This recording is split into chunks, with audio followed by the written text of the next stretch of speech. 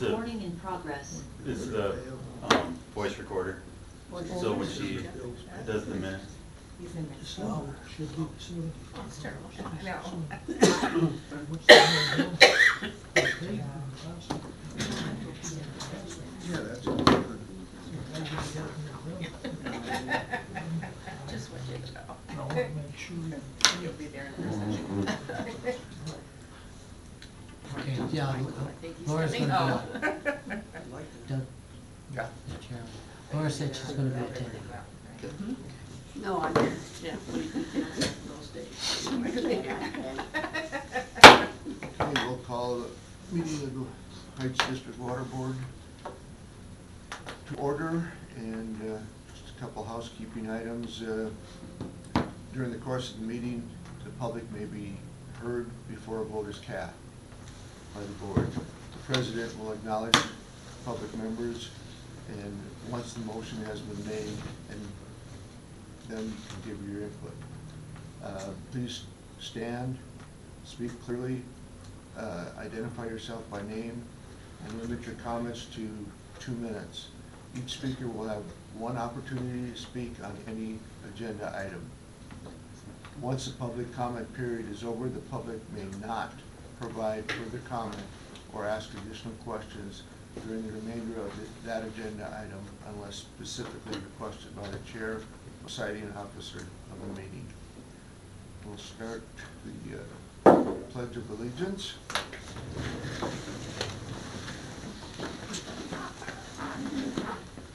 I pledge allegiance to the flag of the United States of America and to the republic for which it stands, one nation, under God, indivisible, with liberty and justice for all. Thank you.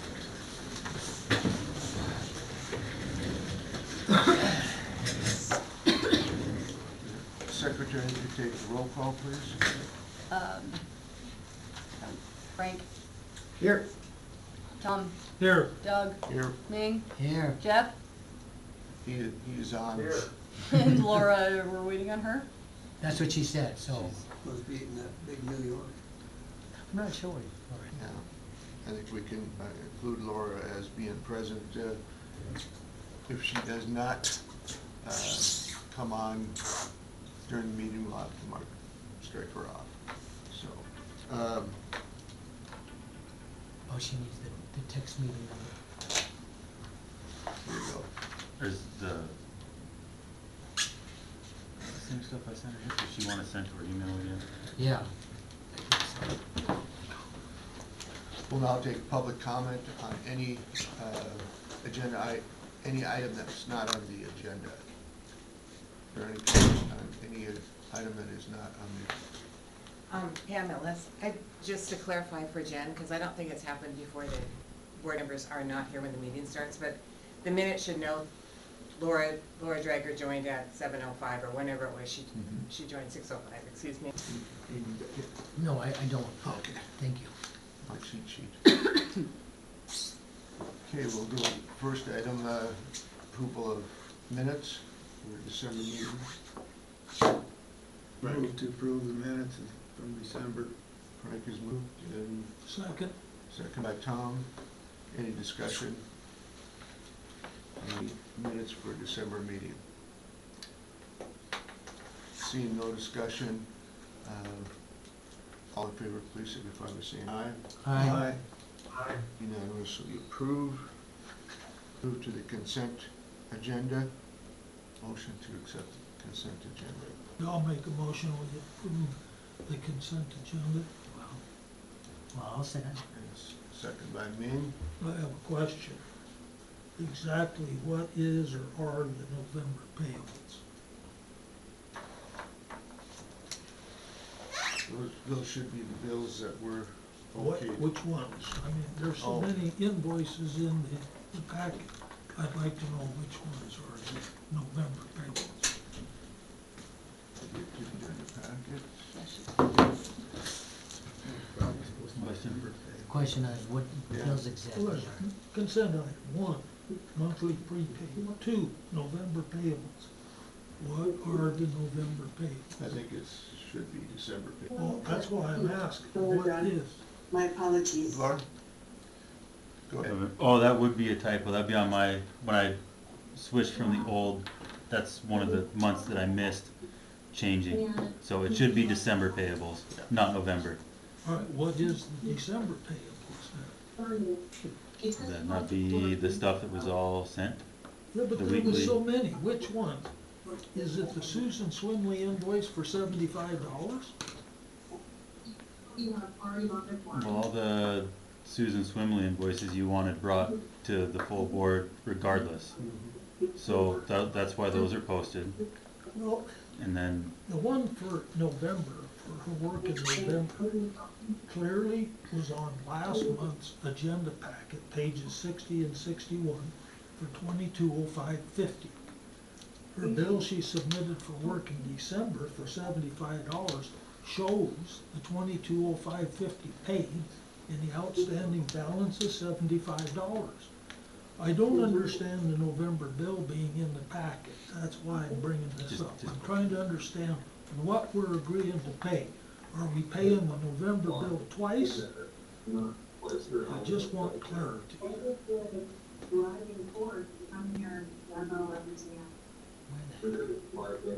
Okay, I gotta get back to the agenda packet here. Here, If we go back to the month before, you're requesting the month before, The correct? month before, pages 60 and 61 of 132 on the packet was Susan Swimley's November invoice in the amount of $2205.50. Okay. I thought we approved that last month, this one is for services It was through, paid, does she? because she's got it marked as It's check marked paid as and paid. received on the $75. Are we paying that one again? Because she marked, what page is that bill on for the 75, Tom? I don't know, I didn't write it down. Laura, can we get you to mute? Thank you. Okay, this one, what page? I don't know, I didn't write it down, I'm sorry. Susan Swimley is 32, That's the $75. yeah. So that's the remainder of the 75, so that's what we're paid then. And we're paying that as a December payable. There's no November payables. We can mark that off. no, there's no November, this one, that $75 one was received in January. And it was for services rendered through January 5th. And it's for read and edit for $75. It was received, right on there, So there was another one for 75 that was received in November? It's dated 12/15 for $75. Timekeeper SBS worked 0.25 hours at $300 per hour, totaling $75 for read and edit. Paid $12.29 for, well, $22.05, so there was a bill $12.29, but the $12.15 bill not on there, so this is a big, that's different, yeah, that's doable. The one that we got in November was, Where's her invoice number? You look on page 34 there. It was received January 2024, January 5th. That's all That's it when says. it's received. When was the work done? It was done 12/15. So it's a December bill. That's right? correct. no, I screwed you up, I put November payable there, it's a December. Well, below the consent agenda, we got an item, bills payable on December bills payable. I'm confused. I'm trying to figure out what we're agreeing to pay with these two items. Yeah, the November payable, that's strictly a typo. It was a typo. So That- strike that off. scratch So that. November, there is no November pay, you paid everything or approved for everything in the December meeting for November. Right, so, Then this should be January payable. so this is, No, not well, it's still January, work yeah. done in December. It's a December bill. Yeah, So and I- that's when the I sent it to Susan you for review, I think you saw the November and you said, well, put the December payable, and then I just totally overlooked it. Oh, So, the December payables are the December payables, which are which is, the stuff that's been submitted to you, okay, And that's Every the week. $75. yes. that's part of it. But that's not part of the consent agenda, we have to handle that separately. That's separate. Because you wanted all of her bills separate. All right. So it's been moved and second. Is there any other discussion on the consent agenda? Comment from the public? My understanding was that when Laura gave the report, was that not only were Susan Swimley's bills to be included in the agenda packet, but also interstate engineering? And there's $49,341 of bills from interstate engineering. They were pre-approved. Those, yeah. we got Those invoices. go on the weekly approval list. Right. Well, Laura said at the last work session that they go to the work session, that those are the ones that are on the agenda to be approved, so.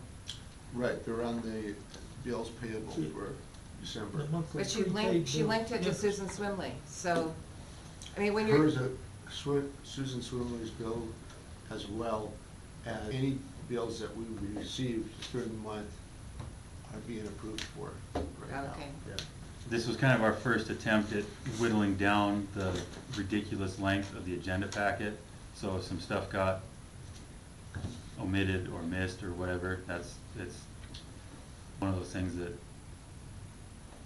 we just need to come up with a list of, this is bare minimum requirements every month.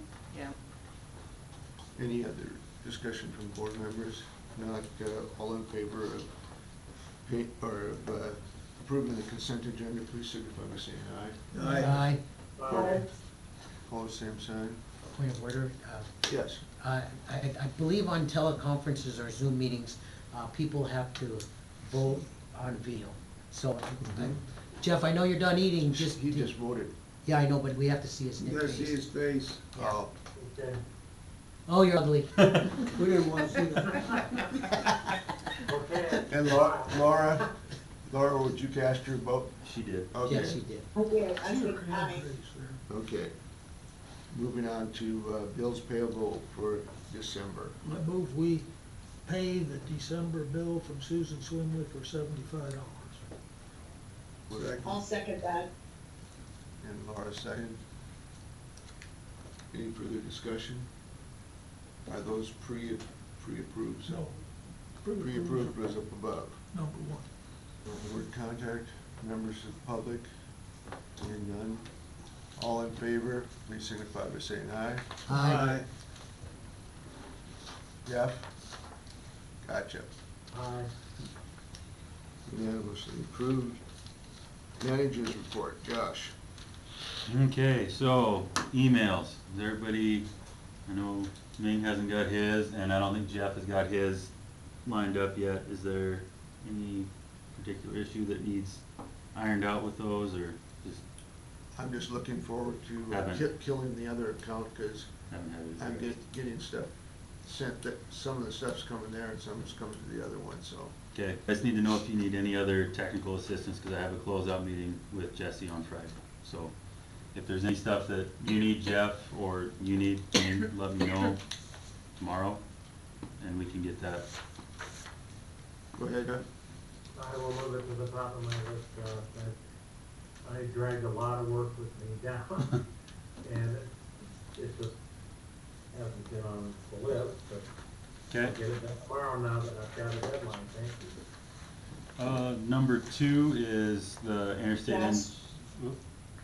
Yes? I just wanted to ask, when you and I were working on the setting up of mine, you said you would call them and get rid of the two-part Two-factor, authentication. I think it should be gone.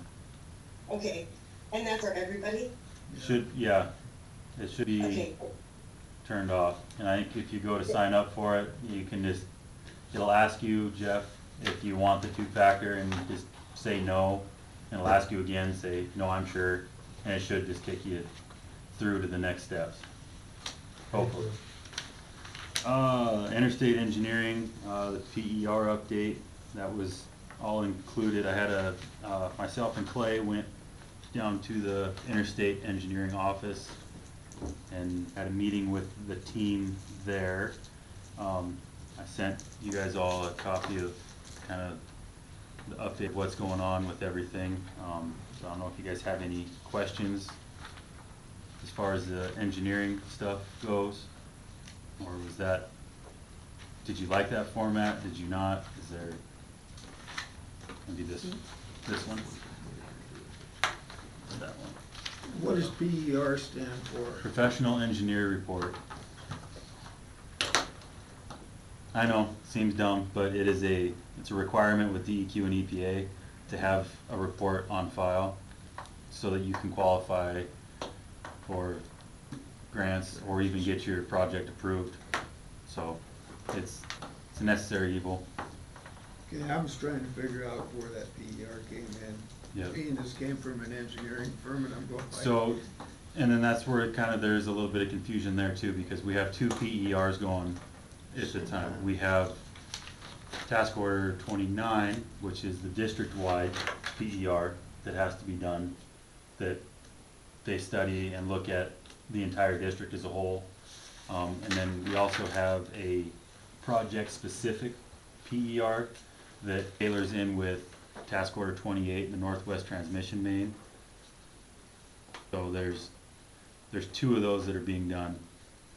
And that one for the transmission main, that's also a requirement for funding and approval, that thing. How far along are they on those? Moving along. I've left the other rubric in there, but we should start seeing some stuff here in February as far as preliminary draft stuff. So I don't know if there's any other I know that was. I do have a question, Mr. Chairman. Go ahead. Well, I would like their reports to you to include the date of anticipated delivery of the deliverable. You know, it's like we're working on it, but, you know, we have no idea when they intend to get it to us. And, you know, the clock is ticking and the meter's running, and their meter's pretty pricey. So, you know, I would like them to start making a commitment as to delivery date. So that's my request, thank you. Mr. Chairman? Mr. Zaboon, go ahead. Yeah, I agree with Jeff. Task Order 28 was supposed to be done last November, and we still don't have an expectation on the completion date. 29 was approved in May, and it said it would take a year, so it should be done in May. I'm like Jeff, I'd like to have an expectation of the completion dates, because they're obviously not staying consistent with what was approved. No, and that kind of brings me to my next point with the engineers. I've brought it up before, but I've strongly suggested again that we schedule a work session where we can have the engineers here and you guys can custom discuss all various items. That way it's coming direct from the engineer straight to you, much like we did with Stiefel. You know, we can get questions answered faster that way. And it's something I know both Brad and Lowell are more than willing to do. I've talked with them about it. And so. Mr. Chair, I think Josh makes an excellent suggestion. Could be, you know, I think we had a lot of questions and concerns answered with the visit from Mr. Knudsen. We have a lot of questions and concerns that need to be answered from your state engineer. Okay, I think it is a worthy topic for the session. I will get that scheduled for a work session. Next work session, though, we already have retirement plan people coming in just to explain that to us. So I don't know if we can do both at the same time. I could see this engineering one being a couple hour long. I could see it being a long one, depending on how many questions, how in-depth you want to get. Okay, I'll try to schedule them separately. Mr. Yes, Josh, my question is, when was the last time Lowell was here? Was it about a year ago in February? that he came and talked to the board, the PERs that we had out and about? At that time, it was about the CIP. Okay, so, but we could have answered questions at that time, when we had those questions, about a year. So it's about time that he comes in and, Yeah, well, we've got some new faces on the board too, so. right, See what we have on the agenda item for the next board meeting. If they're lax, we can, we may be able to put it in at the board meeting. yeah, Okay. I think that would be best. rather than That, have. Mr. Chair, sorry about interrupting you, but I think that might be the best to have the engineers here with public here as well, so that people that are in the areas where they're doing some work, they're being able to answer the questions that Josh would otherwise end up. So I would recommend that we have it at the Board meeting? board meeting, sir. Okay. Okay, that kinda goes into the next one of the right of entry agreement. We got a signed copy back from the Dover representatives. So you know what direction you guys wanna move with that. And to answer some of Tom's questions with that, as far as why the task order is taking so long, that's why, is we haven't been able to get access, and there's been various different hurdles, but we have that access now, so we just need to figure out what direction you wanna go. Yeah, I'd like to make a movement, I'd like to make to go ahead and, sign that, because we've already proved that, for the right of entry to do this immediately. That's what's causing the delay in this one in February, is the right of entry at this point. So I move that we allow Josh Simpson to sign it. We already approved We it. already I know, So we don't but- have to prove But it. we have, but the problem has been is that he's been hampered by the board to make any movement without the board's consent again. So we finally got them to sign it. So yes, we gave it approval, but now that we've got the sign from that group, we need to go ahead and have it done. So, Unfortunately, the way the board is set up and works, we can't do it this evening. It has to be an agenda item so public can view on it, but we can approve Josh to sign it because of the fact it has been here before. okay, that's And the good board enough. approved it. Thank you. So that takes care of that problem. Did, any other, I mean, am I off You have to base? sign it also. The president, yeah. Right. signed it Yeah. pretty much. Go ahead. So we had our meeting with the city also. We discussed a attorney general opinion regarding the district having to pay, city street opening permits. That kinda went into length. I don't know, Laura or Doug, if you had a report for that, the city. Laura has a report Okay. for the city. So I'll just breeze over that then. They did let us know that they have had another billing issue. They had an attempt to recalibrate the water meter at Walter Pump Station. The recalibration failed, and to their estimates, they came up about 23 million gallons short on the bill, which equates to $68,310. I haven't heard back. She has not gotten back to you this week.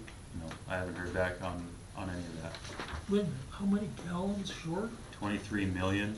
Oh, So in other words, Mr. Chair, in other words, we're back to where we were 3 years ago, okay? But we're gonna work with the city. We used it, and what do you think? Doug, I don't know where we're at with this, so I'm gonna let It's you- called a mechanical meter failure. It is, All it is.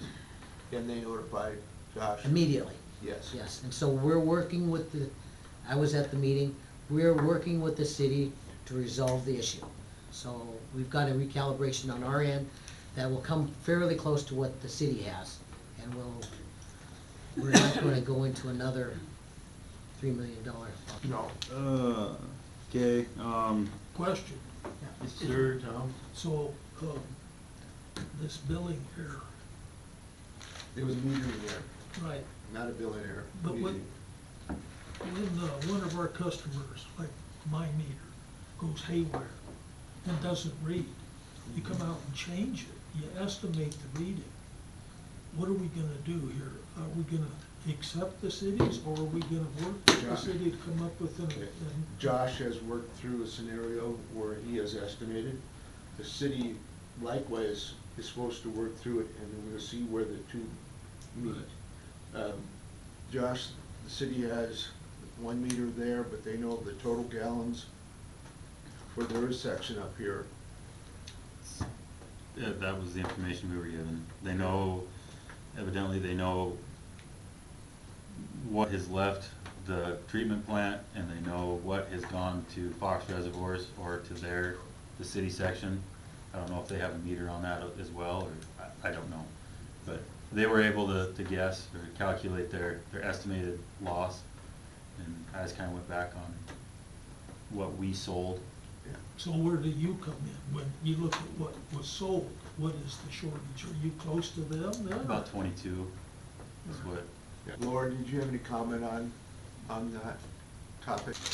No, not really. I think, I would be, okay with moving forward with paying, at what Josh's calculation is. But like he said, we haven't heard back from the city, and I'm interested to see just how, interested the city is, or willing the city is to work with us on this, this time around. So I'm sure that this will be something that will have to be discussed at the next board meeting, and there'll be more information. Hopefully, the city will contact Josh when, before our work agenda, so we can at least discuss it. So Doug, if you could add that as a topic for the work session, just to discuss it, so we have an update as to whether or not the city is willing to, concede with, or reconcile with what Josh has calculated. That might be water under the bridge, so to speak, by the time we have the work session, but it'll all be gone through. Okay, thank you. Next item I have is, with Stiefel. I know there was some talk about having additional signers added to the account. When I talked with Steve, they do have a third-party form, which would allow for, say, Doug and Laura, they can call, ask questions, do everything with the account except take action. And Steve's point to that was, kind of likens to, where you want me to go with that? Well, if you read that, it goes through who signs and what, and that Stifel should have that with them also. Okay, is that, I didn't read that, but where, I guess, what do you guys wanna do with that? Like I said, his analogy was, you know, that's the reason there's a treasury department instead of, you know, if Congress just had pen to the checkbook, who knows, you know, what the spending would be like. That allows for your checks and balances then, having the staff be the signer. I'm only allowed to do what you say to do anyway, so you guys, I bring the issue to you, you tell me, I call Steve, I say, hey, do X, Y, Z, and away to go. The third party just allows for you to call Steve and say, hey, Steve, I got a question about the account, and he says, okay, you're authorized, I can talk to you. One, it's kind of a checks and balances, kind of a security thing, but it's up to you guys, how you wanna proceed with that. So what is the board? Laura's got her hand up. Laura, go ahead. Yeah, my mouse for my computer doesn't work at unmuting my phone, I'm sorry. So Josh, what I'm understanding you to say is that authorization is different than the authorization that I had previously, is that correct? Yeah, it's an informational release, so it allows you to talk and you can ask all the questions, it's just, you're not an actual signer. So he said, like, when the rubber meets the road, it would come back to, Jen, myself, or whoever the next general manager would be.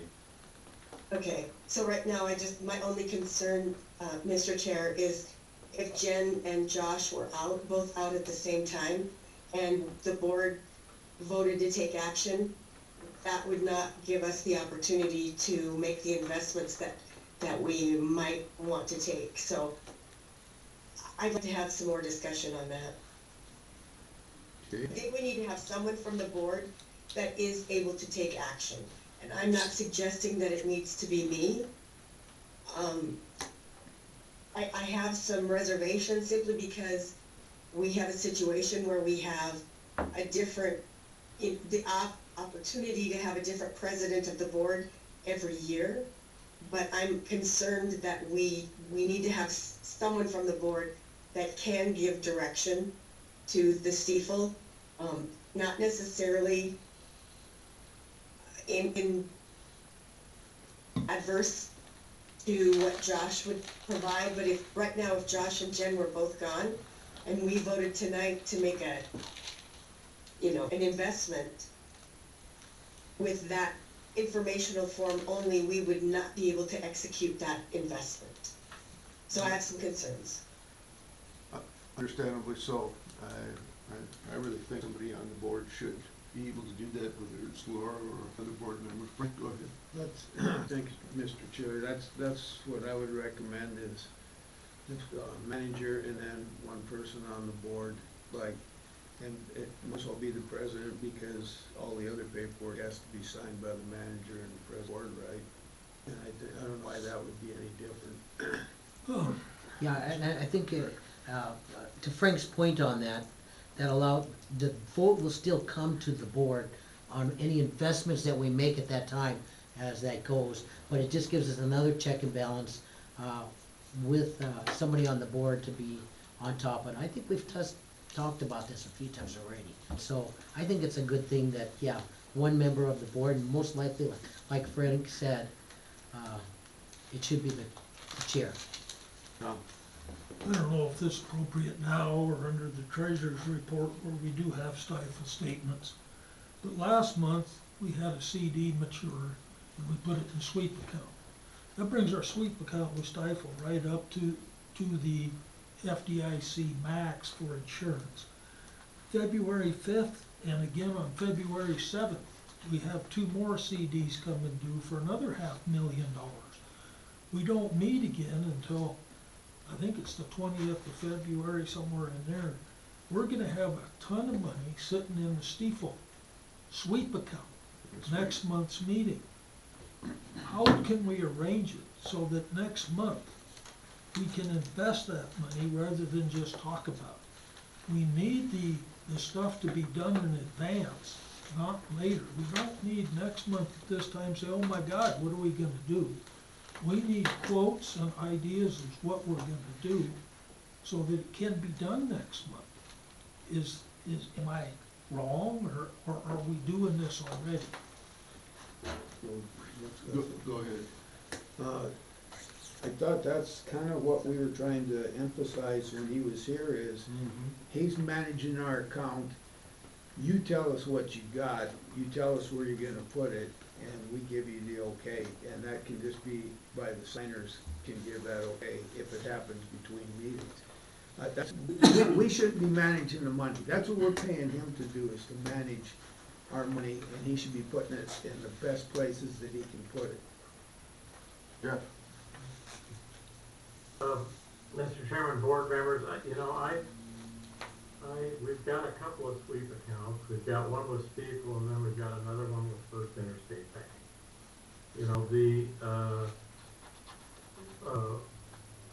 work that I've done with, in my last meeting with the city, I met with Andy Zeller, and he sent me a copy of their investment policy, and that is dated, but it did reference Montana state statute.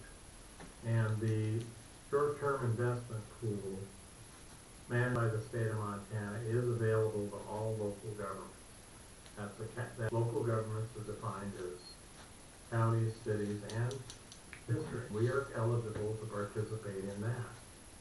I think we need to review all of these sweep accounts and see, comparing the 3, what the best deal is in terms of providing the most return to the taxpayers, and make changes when we meet again. Laura?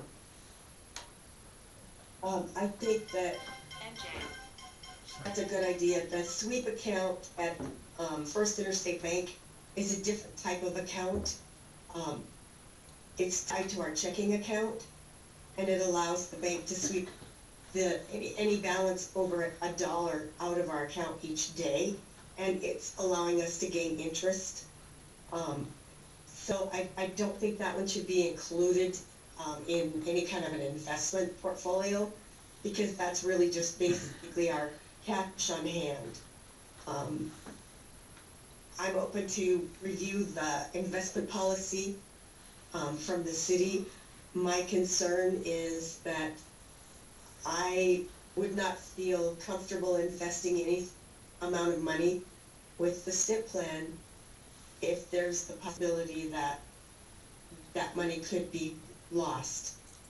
And I know that it hasn't happened in the past, but the Lodge, Rock Creek River hadn't flooded in the past either, so there is that opportunity.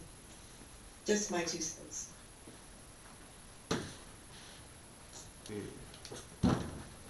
Any further comments from the board on that, or you wanna investigate state fund? I don't, I like where we're at. I just want to see us be more timely at reinvesting than we've been in the past. After these 2 in February, we don't have any more CDs coming due that I can see until the end of April, where we have a half a dozen, about 975,000. So our next opportunity to have cash on hand is April, or the 1st of February. So personally, I think we should keep that sweep account high because it has good interest because of that, no more CDs till April. But I sure don't wanna see 750,000 sitting there in sweep account and have the world come to an end and lose it because it's not insured.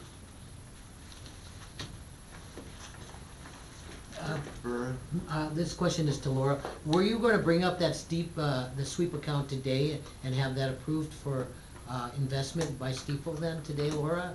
Is that in our financial report? I did not have that under the financial report for activities. My intent was to get a recommendation from the board to ask Josh to contact Steve Knudsen to investigate what's available for CDs around the time frame of our next board meeting, so that we could take action at that time. What's worked in the Laura, I past just is got we one more had- question. By delay from February 5th to our next meeting, are we gonna be losing that much money, or, because it's under the sweep, it's really not making that much of a difference, is it, at that time, because we're matured? It's not, our sweep account, I think, is paying like 4.2% right now. So we're actually not losing that much interest. It's the idea that you talked about before, we're over the 250,000 insurable. That's what the problem But is Stifel FDIC? So, Alright. We good on Steeple stuff? I think so. Next. Mr. Chair, do we need a motion to have the signers changed to the chairman or the president and the manager? That wasn't an agenda item. Yeah, It's not on the agenda. So that would have to come on the agenda for next meeting. however, we could go in as a third party and do that anyway. That does not have to be an agenda item. Change signers, add a name on it. It's an existing account for your water district, so we're not changing anything there except signers. So, We don't need a motion to do I that. don't believe we need a motion to do that. Go ahead, Josh. Next would be, if you looked, you saw a quote for the tank ladder rebuild, for $9,750. Maybe hopefully we can attribute to the ARPA stuff that we still have to make up. But even if it's not, it's, regardless, this has to be done one way or the other. It's a safety issue, so if OSHA shows up, we're gonna get dinged with a violation. It's just it's the latch on the ladder that blocks people from climbing up. It was kind of must've been, I don't know if it wasn't an adequate enough design at the time, but with the wind and everything else, it's broken some of the aluminum welds, so we're going to refabricate and make it like the one that is on Lanier, more of a, it's completely boxed off. Is that the new tank, Josh? Yes, up at Oxbow. Isn't that covered under warranty? No, we're out of that. Again, there's no item on the agenda for this, so we can't vote on doing it. This is just the manager's report. This is the manager's report. Yeah, he's telling us what he's gonna be doing. This is day-to-day business. And that's, yeah, just because it was kind of a bigger ticket item and it has to be done one way or the other, Yeah. so when you see that bill come across, you don't have that sticker shock. Josh is doing it correctly and informing the board what's going on in his world. And that's what we want, always, from what I've heard from board members, what we want to know is what's going on in his world. Go ahead, Josh. We got two more things. One, hopefully this will be quick. Talking about, we need to get with Raftellus and engage with them over the city's incoming rate increase or whatever their, when we met with them last year, that was supposed to be part of the plan and part of the deal was the city's rate design team was supposed to include Raftellus when they came to designing or computing our rate, to make sure, because last year there was some question as to the validity of some of their numbers. So they thought January would be a time where they would be at that point where the city would have enough, and again, we have not heard any communication from the city. I sent an email to Andrew. He has not heard anything from the city or their rate design team, so one of those things we need to start looking at so that we don't have this problem like last year when we protested the rate in May and on and on. I think that project is delayed so far that it won't come around this year, it'll be the following. Regardless of the treatment plant project, they still need to look at whatever rate increase the city is looking to push onto the district. We still want Raftellus to review and make sure that the numbers are correct. Okay, last year, we had a big hoorah about our peaking numbers. For those that don't understand, the city monitors the meter every hour of every day of the year. They know what hour we get the most water. They compare that to the average hourly flow, and that's the peaking number for hourly flow. Then we have a peaking number for day, largest flow for day compared to an average day. Our peaking numbers have not changed in over 10 years. They've been the same. We've installed and built and have another $4 million gallon reservoir, so our peaking numbers drastically fell. The city has agreed with this, and they have sent us the peaking numbers where it shows our peaking numbers have seriously changed since Oxbow was built. I asked Jennifer DeRay what 1/10 of a point change in those peaking numbers would do, and I don't have a reply. But for where we are right now, compared to we used to be in peaking numbers, if they would use the highest since Oxbow's been online, we would be saving about 25 cents every 1,000 gallons that we buy from the city. 25 cents might not sound like a bunch, but this district buys 1 billion gallons of water a year. That's 1 million units at 25 cents, $250,000. With 6,000 connections, 12 annual bills, that's 72 bills. Each bill could be lowered $3.47 with these peaking numbers being changed. I don't see where the city can present us any kind of a rate study until they present us some peaking numbers that are in line with our investment. ConocoPhillips Refinery did a turnaround last year about this time and invested a lot of money in sewage treatment. They have a similar contract with the city, takes their sewer. Because of their investment, the city seriously lowered their rates immediately, before they were in service for a year. Oxbow, we have several years, and we're not getting that. I will not accept any rate the city gives us until they get us some peaking numbers that are in line with reality instead of this gobbledygook that we're getting from them. So to hire somebody to study the rate, no, not until we get some peaking numbers. Now, that'll come up in any reports, but I'm not in favor of hiring any rate consultants until we see some peaking numbers from the city. I believe that you guys that were looking at this rate study went to the state to talk about peaking numbers and came up with the fact that there was an average of the peaking numbers and flows that were there. Am I correct, Tom?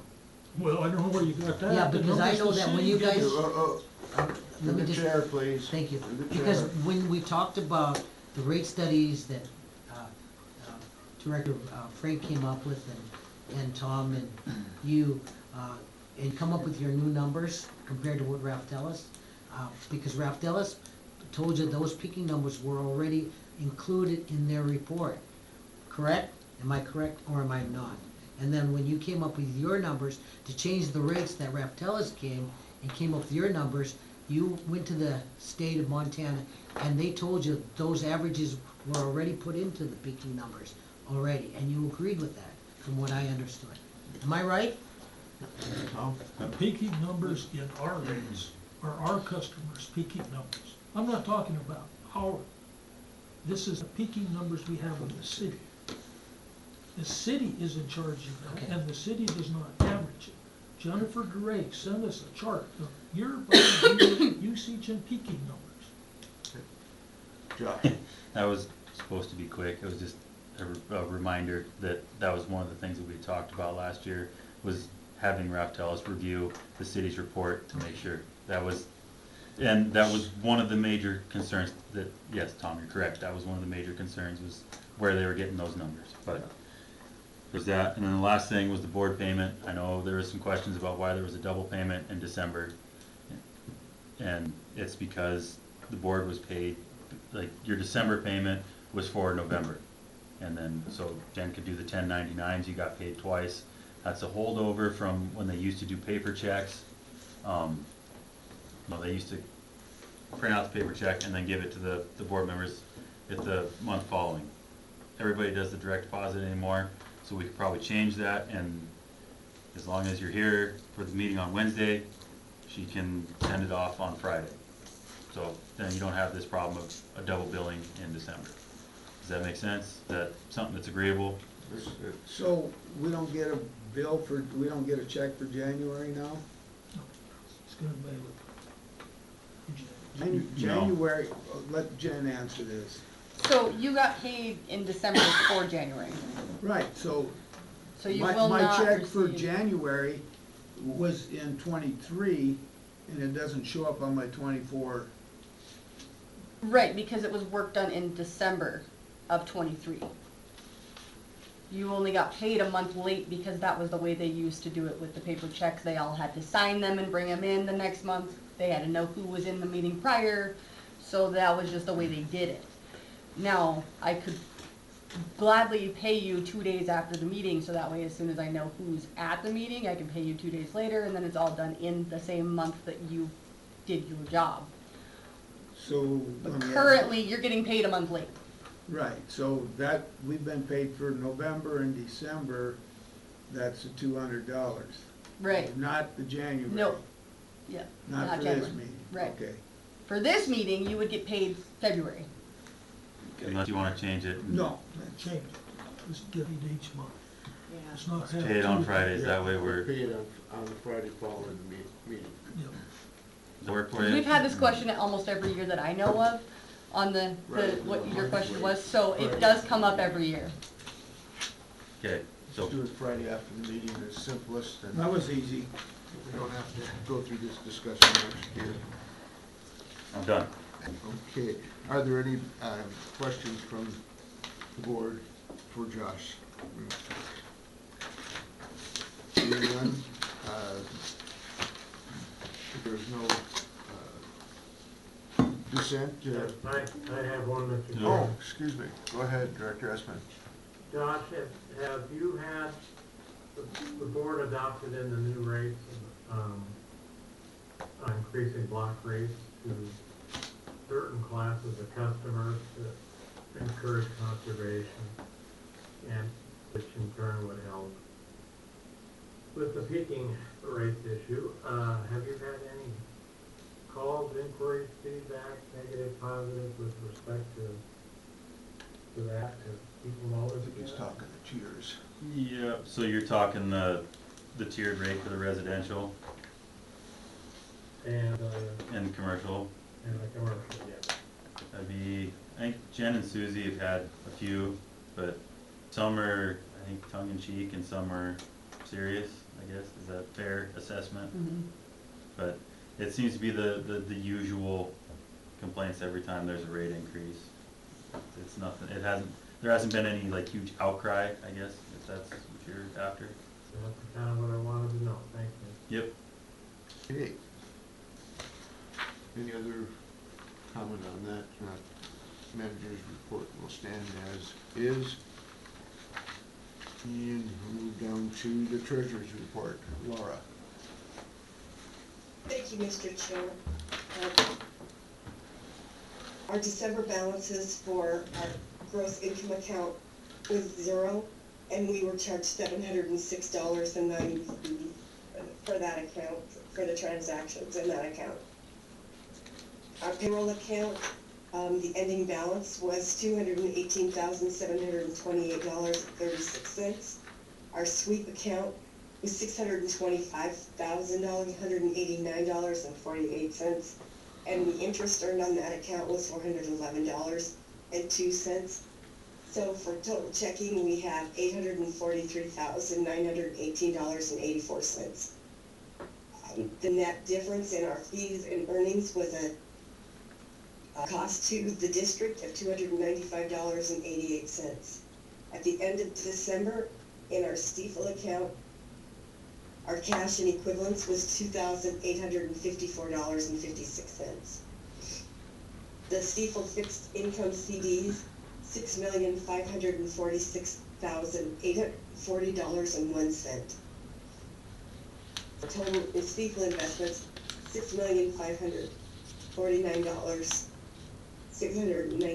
$6,549,694.57. First Interstate Bank savings was, hold on a second, $257,009.91. We made $560.32 interest on that account in the month of December. And the reserve CD at Yellowstone Bank is $219,584.53. So total investments in local banks, $476,594.44.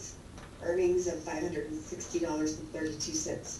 So our total cash position, $7,870,207.85, and our net earnings on interest was $264.44. There was a month-over-month change to our cash position of a negative $121,475.98, and a change in our cash position year over year of $615,737.22. Any questions? Questions from the board? No questions from the board. Jeff? Mr. Chairman, Treasurer Drager, I want to thank you for all this time and energy you put into preparing those reports. It's extremely time consuming, and perhaps we need to find a legislator to create some flexibility to recognize the time you spent. So,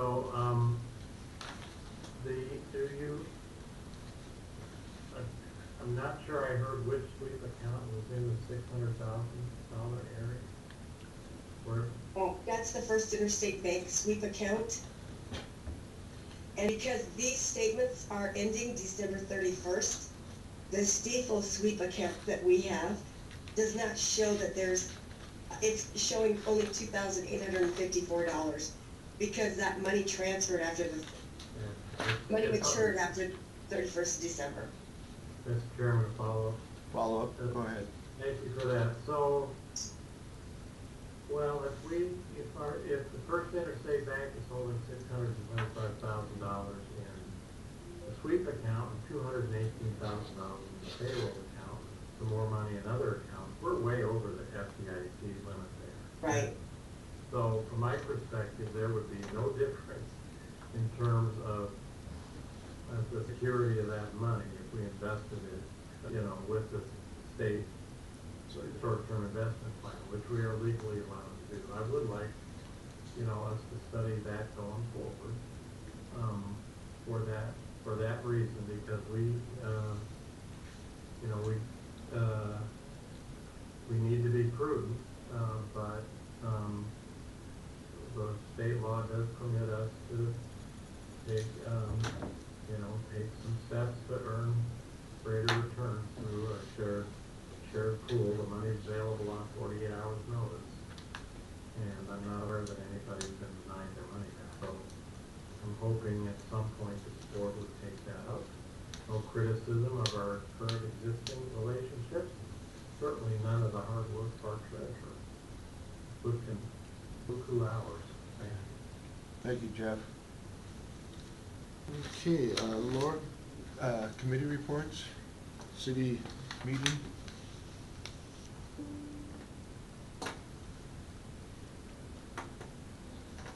I'm sorry, Laura, Mr. Chair. your report on the city meeting.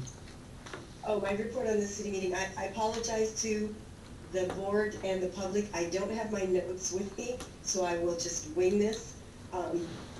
During our discussion with the city, we have been working toward an agreement on how we can work together. There's been some discussions on the city's point of view and what they would like to see, concessions from the district.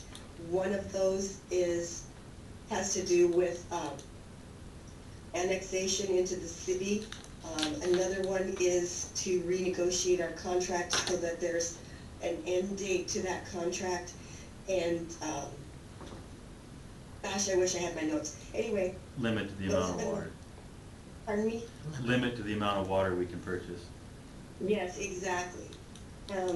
So one of the things, the district has said that the things that we would ask for would be a defined boundary that was respected by the city.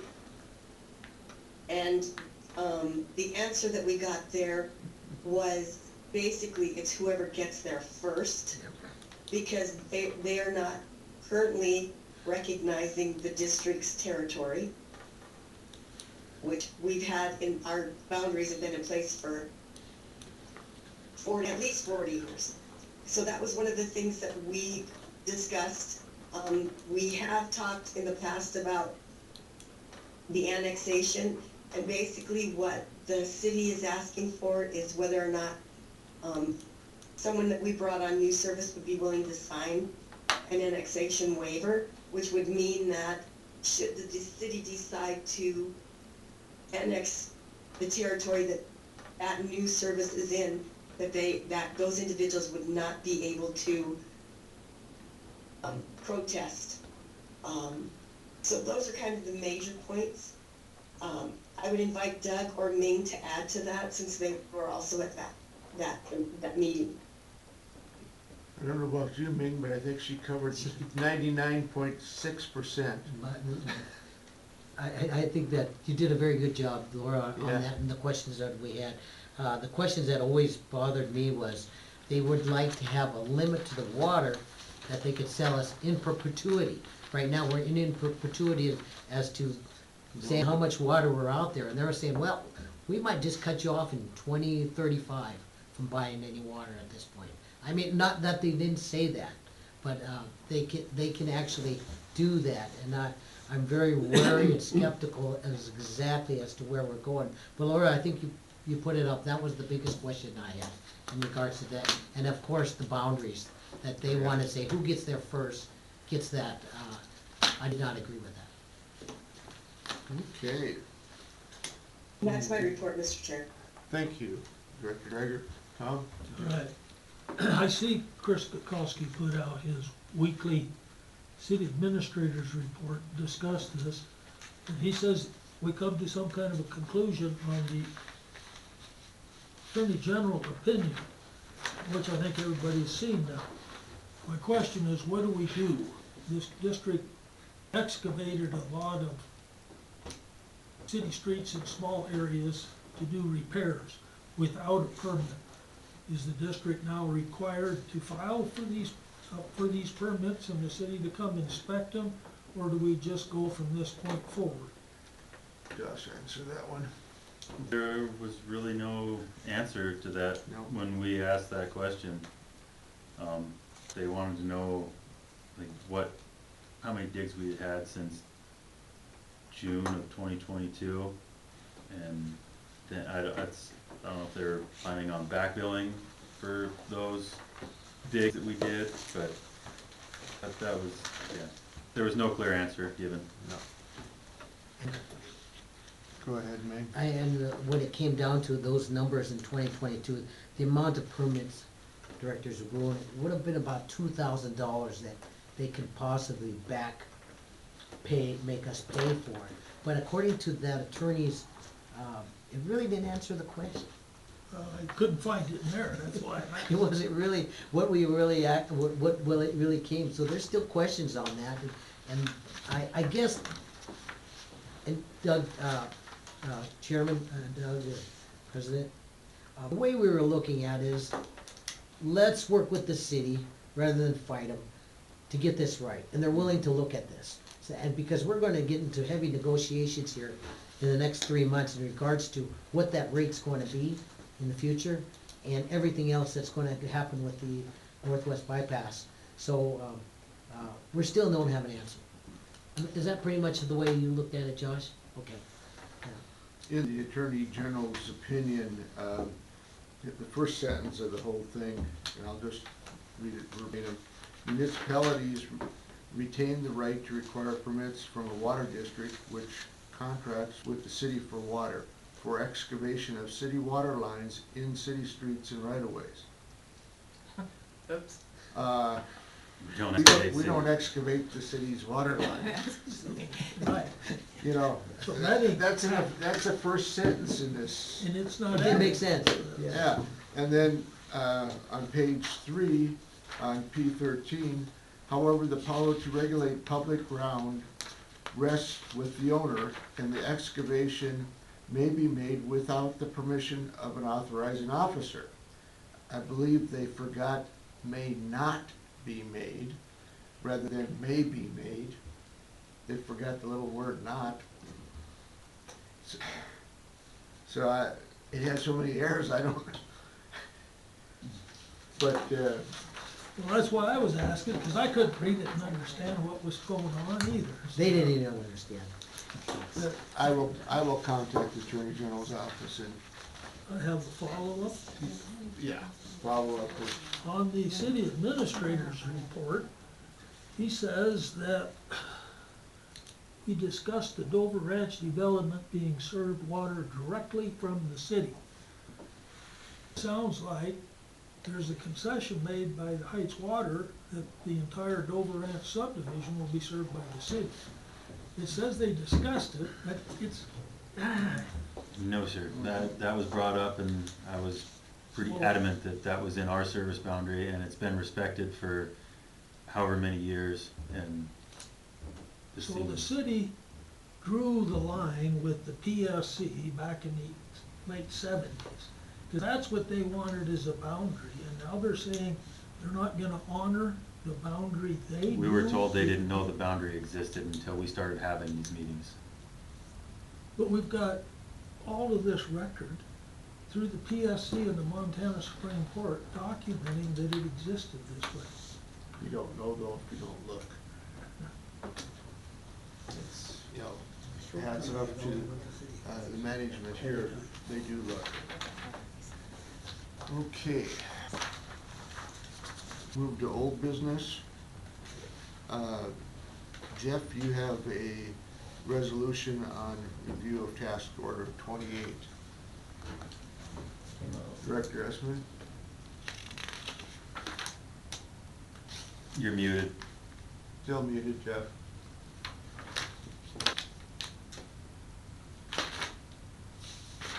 Still. Okay, I'll walk you through that. Where are we? On your screen, Jeff, where you can see yourself, in the bottom left-hand corner, you're gonna see a microphone. You wanna, Unmute. there you go. I'm unmuted. Okay. Go ahead. I don't see the resolution. Page 36. Oh, I had asked Josh if he could post. It's in the packet, it's on the It's on fourth to the page- last page. Page 36 on the agenda packet. Okay, excuse me. I It goes on apologize to the for not top of being- 37. You just wanna read it, Doug, you have it in front of you, don't you? Yeah. Okay, Okay, Or- he's got it now. I'm getting there. Would you like me to start reading it until you can find it, Jeff? No, I've got it. Alrighty. Okay, Mr. Chairman, members of the board. We were provided information that was developed through the PER process on task order 28 that indicated that, at least in the city's opinion, there were alternate solutions for the low pressure issue in Lake Hill subdivision that, in their opinion, would cost a lot less than construction of the Northwest Transmission Line. The cost of that Northwest Transmission Line when it was proposed, I don't know how long back, was $12 million. That's roughly $2,000 for every customer of the district. I'm guessing that cost estimate was updated. It'd be significantly higher today due to higher cost of labor and materials. But, I think it's prudent in terms of our responsibility as trustees of our district's, taxpayers to identify other possible solutions that could solve the problem and, not commence any design or engineering, suspend it until those solutions are evaluated to see if there is a lower cost solution for solving the problem. So that's what the resolution calls for. Thank you, Director Esmond. Comments from the board? Were you gonna read it just like it says in there on the top 37, word for word? And I read. That all work to survey, study, design, construct the Northwest Transmission Line be suspended immediately until such time as the board concludes that the proposed alternatives are not cost effective. So is that a motion of yours, Jeff? Yes. Okay, I second it. Josh, go ahead. Okay, part of task order 28 is PEO. the PER for the project, and part of that PER process is investigating alternative methods of serving the Lake Hills area. So by stopping engineering on task order 28, you also stop engineering on investigation into those alternative means. When we met with Interstate, they are well aware that that is a goal of the district, is to look pretty heavily into those. They have reached out to city with the city engineers, the water treatment plant, we're trying to set up a meeting with them so we can go over what an additional tie-in would look like, what their hydraulic model says they can push, what ours says we can push. It's all stuff that's being done. And right now, as far as stopping any other engineering on the project, it's not there. We're still in the beginning stages. We need to get out there and make sure that that was what the whole right of entry agreement was for, was to finish the due diligence to make sure that that's even a feasible route for the main. There may be a reason why that we can't run the main through there. There might be wetland, who knows? There's various reasons. That's part of what needs to be investigated. That's all called out in task order 28. It's broke down into different sections. So it's all part of it, and just to stop it seems kind of counterproductive in my eye. Director Ewell? Thank you, Mr. Chair. We're not stopping task order 28. This is saying stopping work on the northwest transmission line until some of these other alternatives can be researched, which are also part of 28. So it was a specific item stop of the northwest transmission line, not the whole task order 8.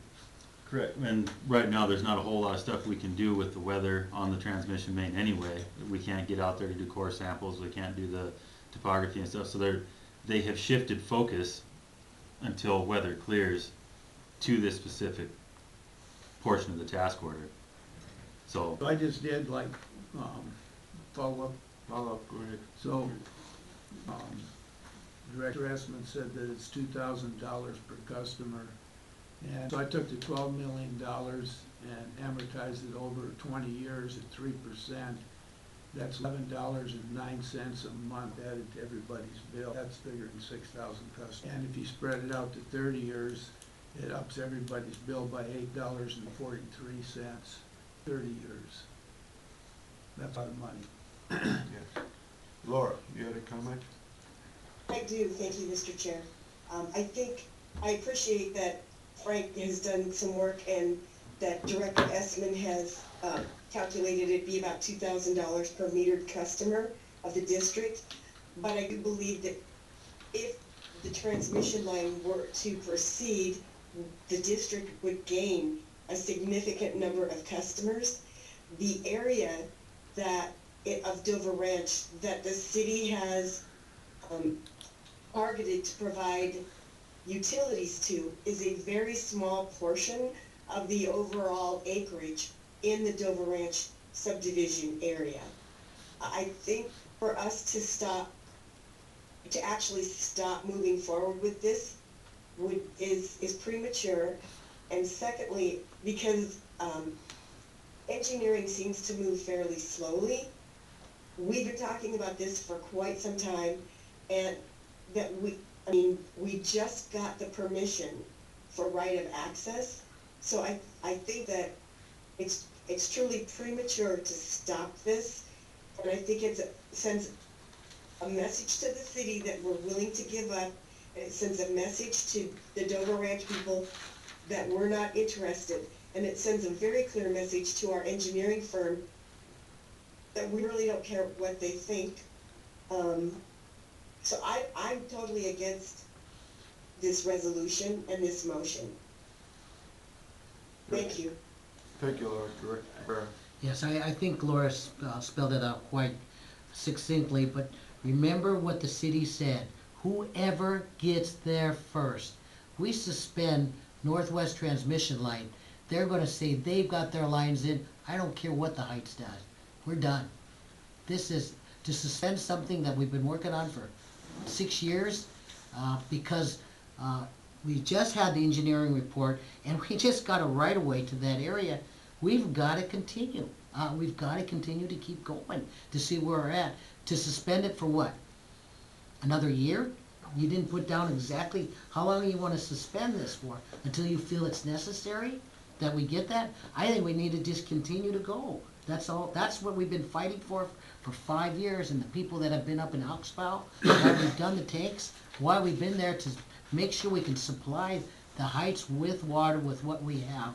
It just gives the city another chance to do a takeover, and I wouldn't oppose that. If I Thank you. may question, we don't have a easement out there yet. We have a right to investigate. There's- Yeah, this is in no way saying that we agree to pay, to purchase, to, this is Right. purely so we can figure out what the best route and what routes are available. I would like to amend this resolution that all work to survey, study, design, and construct. Instead of saying that all work to design and construct the Northwest Transmission Line be suspended. Because that gives them the survey to work on. They have to have the survey completed before they do the design work anyway. That would be an amendment to the resolution, if there's a second and anybody even agrees. Seeing no seconds, I will second. oh, second it. Discussion on that, Frank? All right, I'm looking at, Interstate Engineering's, little deal they put out, Deer, Yellowstone County Planning, RE County Water District, Billings Heights, Montana, Northwest Michigan, Maine, preliminary engineering report on November 27, 2023. The first anybody on this board knew anything about this was after Jeff Essman, or Director Essman, met with the city on January 4th, 2024. And it says here at the bottom, we request that your agency provide any comments you may have by January 2nd, 2024. If we do not receive any comments by January 2nd, we will assume that you have no comment. We never even were privy to this report until the 4th of January 2024, 2 days after the deadline that we were supposed to make comments on it. So that's how important this is. If it was really that important, that should have been brought up to the board of directors here and says, this is what Interstate Engineering has got. We find out 2 days after the deadline. Would you like to defend that, Josh? Well, we talked earlier about having a work session with Interstate, so I don't see why you couldn't table this until you get with Interstate, and you can ask these questions, you can have have everything laid out for you, what you're after. Why the distance between November 27th and January 2nd? Those were just that's just the checklist stuff that they're required to submit for the PR. That's one of the environmental submission that they had to, there was no Mr. Chair? secrecy as to what, go ahead, Laura. Go ahead, Laura. The letter wasn't addressed to the district or to the board. This letter was addressed to the Yellowstone County Planning Board. Mr. Chair, it says RE, I think that means that it also went to the County Water District of Billings Heights, Montana. That's in regards to that project. It isn't. I would think Interstate Engineering, being our engineer, would send that to us on a sheet. No. But it does not say they did. Are they in the habit of doing stuff like that? Without the No, it's district's just knowledge? Saying that they sent those, that was part of the, one of our meetings with them, that they said they had sent it, and it was talking about they're waiting on the responses on the alternative route. Okay, we had a board meeting on the 20th of December, and even the city The city hadn't responded yet. hadn't responded, but why wasn't it? There was no response to give. They had nothing, they hadn't received anything from anybody. So there was nothing to report other than the letters had been sent. Laura, go ahead. I'm guessing Josh is exactly correct. they sent the letter to the Yellowstone County Planning Board, waiting for any response, and they would definitely have come to the board saying, this is options that you have to consider. This is the comments we've received from Yellowstone County Planning. How would you like to proceed? That would be my guess. These, thank you, Chair. These listed alternatives was a resolution that I think we had that got added to the 28th, that interstate engineering pursue any and all other alternatives to get pressure increased in that area. And now we find out that this is what they had, and there are some that might be better than the Northwest Transmission Line. And why would we not get a copy? The city, or Yellowstone County Planning doesn't pay Interstate Engineering. We're paying their wages. It's $49,000, I think, this month. So we should be privy to all this information from Interstate Engineering. It shouldn't be a second-rate deal coming to the board. Laura, go ahead. I'm just looking at the information in the packet, and it's clear that the district staff nor the district board were included in any of the emails, or the response from the city. Those were sent directly from Wyeth Friday on January 2nd to Gina Berry, copied to Debbie Mealing, Jennifer DeRay, Mac Forsong, and Lewis Engels. There was no one included from the district or the district staff on these. So there would have been no way for our staff to have given us this information. Tom? This whole process has been kind of a nightmare. It's almost a year ago when we started getting the snag with Dover Ranch. And at that time I said, okay, what's plan B? And I was adamantly informed there was no plan B. Now we find plan B, C, D, E, and F. And it's not because the board asked for them later. That was part of the original thing, was to discuss alternatives to the Northwest Transmission Line. But the first one, alternative one, increase the mains to a minimum 8-inch near Lake Elmo. Then there's a map and it shows what they're talking about for which mains. And there are not that many, but they are in a hillside along the canal. We know where they are. But when you look at the map, you can see that the west boundary of that and the north boundary of that connects with our new line coming down from Alexander Road. Well, these are only 8-inch over there. If we just did the outside edge over to Alexander with a 10, would that solve the problem? Next, these lines around Lake Elmo were put in numerous years ago. How old are they? Where do they fit in a pipe replacement plan? Well, we don't know that information. That's still coming. I cannot understand why we would eliminate these options, any of them, because none of them have a set price. The $12 million for the Northwest Transmission Line is a rough engineering estimate. What are the estimates on these others? Are we gonna do all of this and then dig up pipes around Lake Elmo that would have solved the problem for another huge price tag and put that on top of it? I want to see the effectiveness of all 6 of these and how they rack up before we pick one. I don't want to kick 5 aside or even 1 aside and say it's not practical. Because at this time, we don't know what's practical. We don't know if that Northwest Transmission Line can even go in, because we haven't been on the property. Our engineers have not been on the property to figure out if it's feasible. Right now, it's a carrot on a stick, a pipe dream, a wish. But is it in the realm of reality to put in? We don't know. So I'm sorry, I can't support any of this. I want to see all 6 of these alternatives pursued to understand what is best for the district and the ratepayers today and in the future.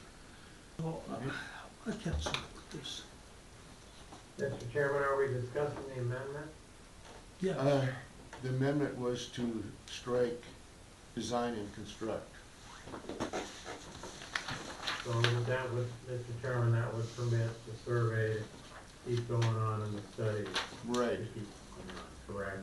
Correct, because the study would include the PER, preliminary engineering on 1 through 6. Any other discussion on the amendment? Mr. Chair, I'm not gonna support it either. I think we need to keep going. We will be talking to the engineering report to stop it and have generalized language that may be restrictive as to what we're looking at, as to what we've been doing for the last 3 years, to go with the Northwest bypass. We need to continue with this thing.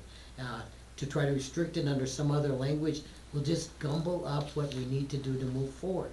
So I will not support it as well. Okay. Thank you. Public comment. Mr. Mackey. Mike Mackey, resident of Water Region. I absolutely agree with both you two. The factor is costly, for one thing. And other factors, it has to go through. But the fact is, if you're all gonna sit here and argue about it and not have a liaison with the engineer, you're not getting anywhere. You need to have somebody in the board, go to them and say, and with Josh is a part of this, but you need somebody there to negotiate and find out what the facts are, what the costs are. These engineers don't sit there on their ass all the time. They know what they're doing. They have a clue of what it costs and everything else.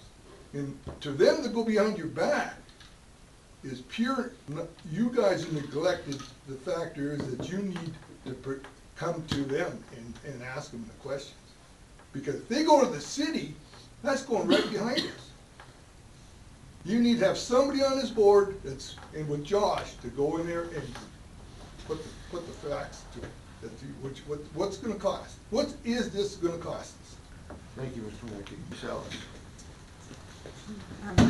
It's no surprise that I have significant concerns about interstate engineering. In the last 3 calendar years, from the billing that I can add up, and I may miss it because there are months where there was no check register in the financial statement, the district has spent $434,404. We are spending that $434,404 per year. In the last 3 years, we've spent $1,303,214.98. It would be far cheaper to hire an engineer who works actually with the district. We've had repeated problems with interstate engineering not communicating with the board. I was here for the bid opening on the ARPA grant, and I specifically asked, why did the board not see the ARPA grant application before it was due? And they said, because the management believes it's none of your business. And this behavior goes on and on. Yes, there's no indication that they sent this to the city staff. Josh knew about it, to the staff. But there's no excuse for not doing that. That should have been copied to the staff and to the board. So I do think you should stop the spending, stop the design. The spending is excessive. I've read the legal decision that you keep talking about, and I think you're interpreting it backwards. I don't know if you've read that Supreme Court decision. The city tried to say, here's your boundary, you can't go beyond it. That's what you're doing. The people who own the Dover Ranch property have already annexed into the city. They've asked the city to provide water, and the city's closer. You have no more right to set a boundary on the city than the city had a right to send it on you. So you're into a conflict, and you're spending money hand over fist. The rates are already way higher than what city residents are paying. You really have to cap the spending. Okay, thank you. Any other comments from the public? Seeing none, any comments from the board before we take a vote? So can we have Mr. Chair, can we have a reading of what we're voting on? It is the amendment to drop the word design and construct. So The resolution would basically say that all work to survey, all work to design and construct the Northwest Transmission Line be suspended immediately. So survey and study would be the Would two stay. words that stay in. Yeah, survey and study would be what would remain that we fund right now. Now, this whole thing would open up after the board concludes that one of the proposed alternatives. We're not striking, the entire resolution. We're just halting it till we get the information there. Josh? Can I point out that's exactly what's being done right now, Yes. without needing to have a resolution passed? Yes, you may. That's exactly where they're at in the engineering process. They're not designing, they're not constructing, it's all preliminary. So you're passing a resolution to confirm what they're already doing. Mr. Chair, I agree with what Josh just said, but we're paying their bill, $49,000 this month, and they should have sent that letter to us to tell us what they told the Yellowstone County Planning Board. We're paying the bill, we should be first line on everything they hand out. Mr. Chair, maybe we should ask the engineering department why they sent it to them, rather than making an assumption as to why they sent it. Maybe Yellowstone County Planning Board, They're required to send it to the planning board first, and so that might be the reason why. So again, Josh says, we're passing a resolution that we're already working on. We're gonna have a work session with them to get to that, so I still will oppose. Okay? Any further comment before we take the vote? We'll have the secretary do a roll call vote. This is on the amendment now, not the resolution. Aye. Tom, Aye. Doug, Aye.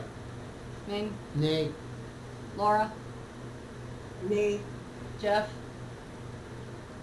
Yes.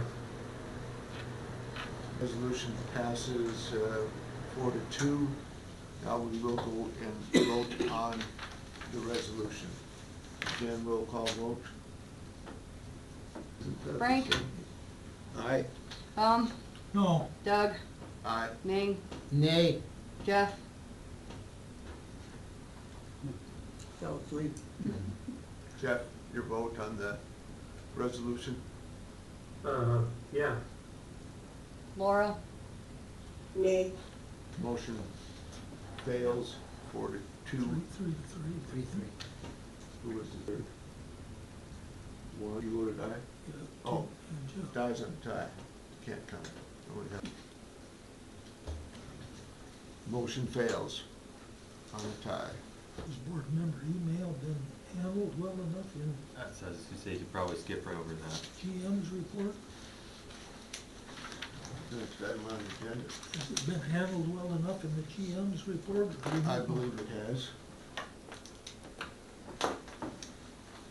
Your motion to strike agenda item 2 under old business. Move such to strike. Second? Yep. second, Okay, it's been moved in second. Any discussion on that at all? Seeing none, all in favor, please signify by saying aye. Aye. Aye. Old business, agenda item 2 is struck. Agenda item 3, billing printing format. Bill printing format. It's, No, that's not it. It's not all the scribbling on the bottom. Mr. Chair, yes, Laura, go ahead. if I could, I'd like to, present from the packet, I can't find which pages they are, the, bid that we had, regarding, let's see, pages 29, 30, 31, and 32 and 33 regarding the, discussion about changing our format and mailing invoices to our customers on a full page letterhead. I want to thank the member of the public, Pam Ellis, for catching that the bid, the quote we had received from MTS had expired in October. And while it didn't get included in the packet, we have a new bid from MTS that's essentially 300, oh good grief, I can't find it again here. It's $5,352 for an updated bid that goes through February 1st. As Ms. Ellis pointed out, there is a price increase coming on postage, and that made a change in the cost of the mailer. So we discussed this during the work session. We discussed it at length when we were talking about the rate changes. It would facilitate being able to have more lines for what our customers are being billed for. It facilitates having an area for important messages so that we could save the cost of mailing out letters possibly. And it would be a bill format that's easier, I think, for our customers to read and pay.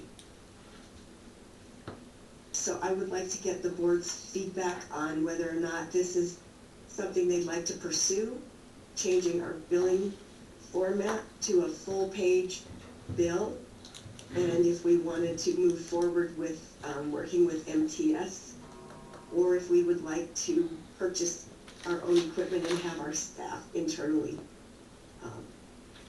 take care of doing the mailers. Okay, thank you, Laura. Thank you, Chair. I passed the sheet out here. I did some scratching when I was at home.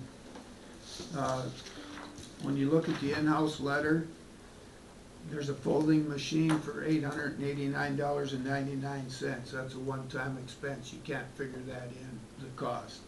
The postage machine is a one-time expense, $362.76. So if you take them off, that you add those up, that's $1,252.75. That's not a one-time. The postage machine? Nope. That's monthly charge. Plus postage? It's a postage Yeah. machine that is a rental for $362 a month. That's not a one-time. It's not a- Okay, so we'll have to. Or it costs $10,000 to purchase outright. Sorry to interrupt, but it was very expensive. And then, the city, when they mail out their bills, they use pre-sorted first class. That's the difference between 66 cents a letter and 50 cents a letter, which is 24% deduction off of the first class mail of 3,366. So it brings it down into 35, well, it'd be $3,200 instead of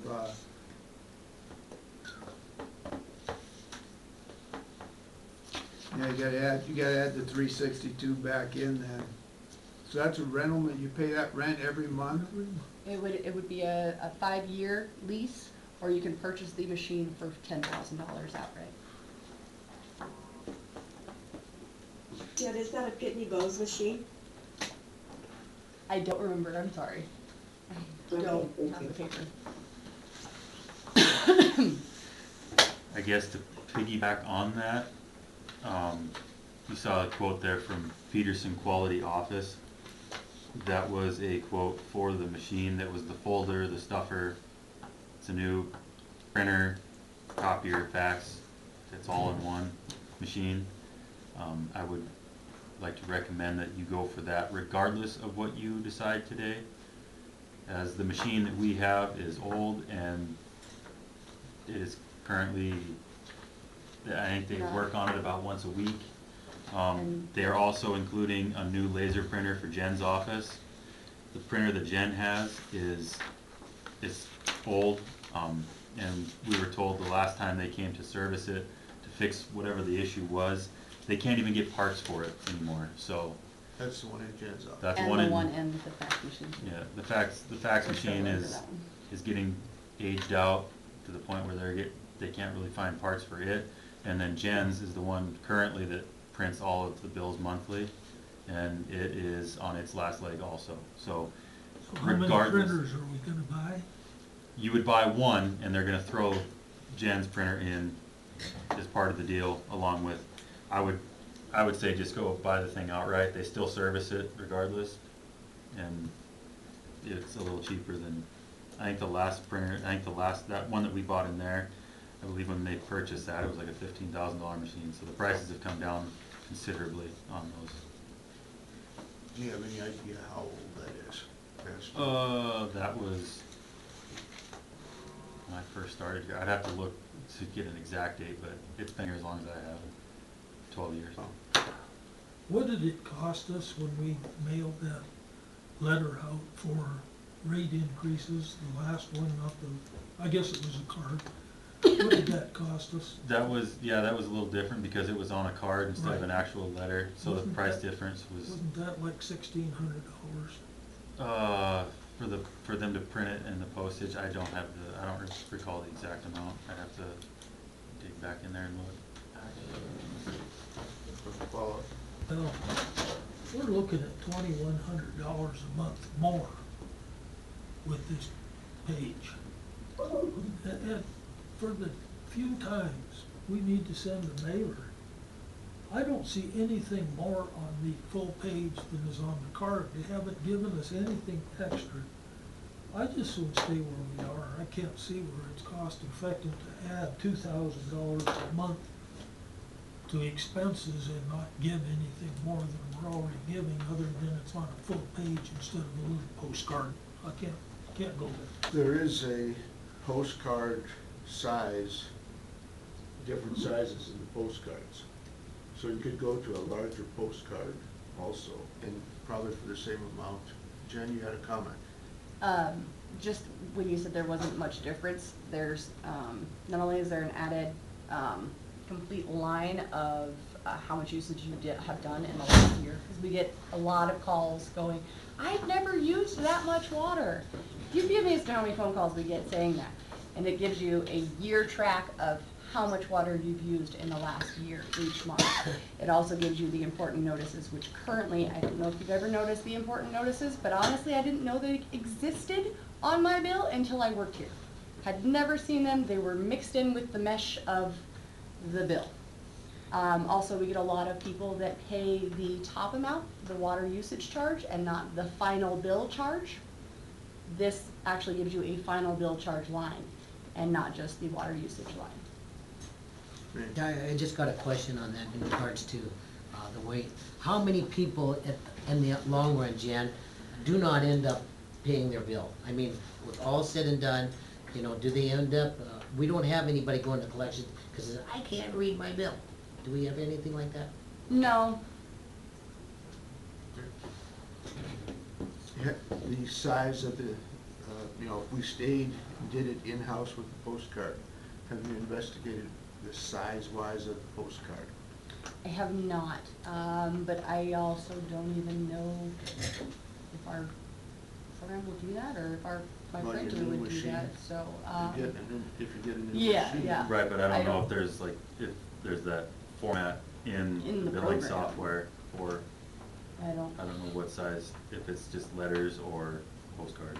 so no, we haven't looked into that at all. That was- The other, I think the other is like a, what do they call that? Laura, go ahead.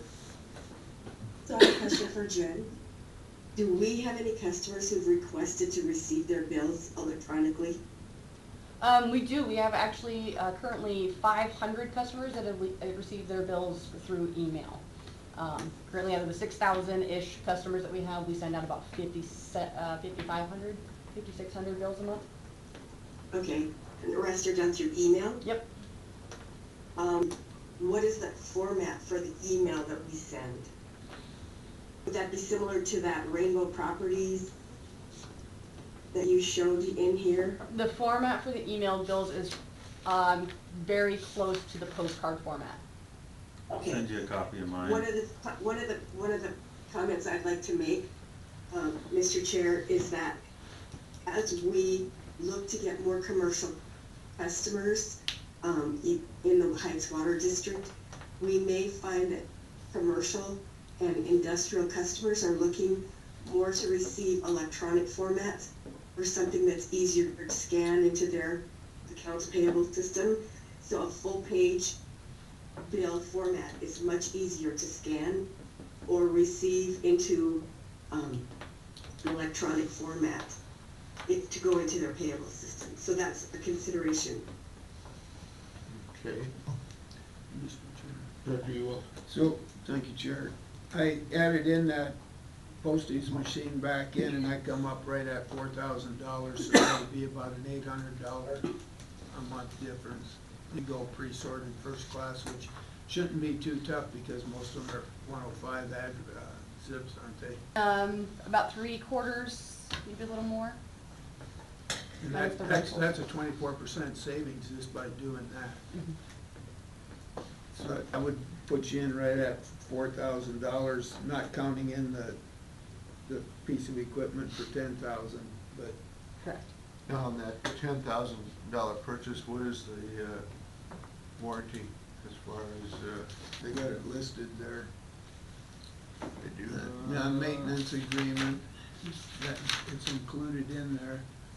But that's if It's you all go by month. locked in, it's for the duration at least, but I believe when he met with us, it was whether we purchased it or not, the maintenance agreement was the same. And I can confirm that, and he is more than willing to come and talk to all of you folks as well.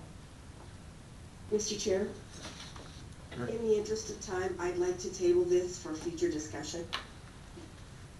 Move to table. Non-debatable. All in Is it- favor? Is it indefinite, Abel? She did, it's a table. Can we have action on the machinery? I don't know, Yeah, because they need it. we're to the point where we're gonna start needing it anyway. The trifold machine we can still use regardless. We can use those on the, monthly Okay. delinquent letters. We've got a motion to table the bill processing and mailing costs section of the agenda. So, all in favor of said motion, please signify by saying aye. Aye. Okay, motion is tabled, and now, we have before us, I'm gonna call it emergency equipment replacement. I'd like to make a motion that we purchase the equipment that Josh and Jennifer got bids on. I second it. Okay, it's been moved and set discussion. Frank? What, if you purchase it, what kind of maintenance agreement do you get with it? Do they have like a 3 or 4 year or 5 year warranty on it where they do all the work on it? This one is for the length of the lease, which the lease was 63 months, so just over 5 years. That'd be So that would be the same if we purchased it, they would, Yep, at 184, what do they, does it come with the purchase price or? yeah, however they have it tied in there, but I'll confirm that when I talk to him, that it does include if we purchase it outright, it's, Did we get any other bids, excuse me, Mr. Chair? Go ahead, Laura. Josh, did we consider any other companies, or get additional bids for this? I did try. Western does not have something comparable, so I did try to get another bid, but they didn't have anything. Okay, thank you.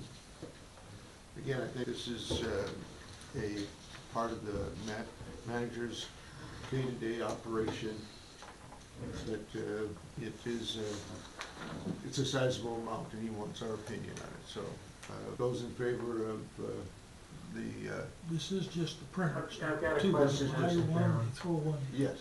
It's printer, folder, stapler, the whole Yes, works, multi- right? Yeah. Don't get your hand in there, cause you'll never get Jeff, it you back. had a question? Yes, I just want to clarify, we're talking only about the Peterson equipment, not the other, yes. Correct. not the other $900 item, Right. correct? Thank you. All in favor, public comment, I guess, because we had a motion, so. All in favor said motion to purchase printer? please signify by saying aye. Aye. Alright. Motion failed, or passes unanimously. Okay, attorney to be appointed. What does the board wanna do as far as, appointing an attorney? Do we wanna get a retainer? Do we want to, find an attorney that will take us in case of need? What is the board's, Laura? I'd like to make a recommendation that we, find a law firm that is interested in working with us and pay a retainer. Pay a retainer. Any other opinions from the board? And I'll second that for discussion. Okay, it's been moved and second to pay a retainer. And, being we don't know any amount or anything, I can go out and I can get, quotes from 3 or 4 different, establishments, I guess, huh? What all are we asking of the attorney?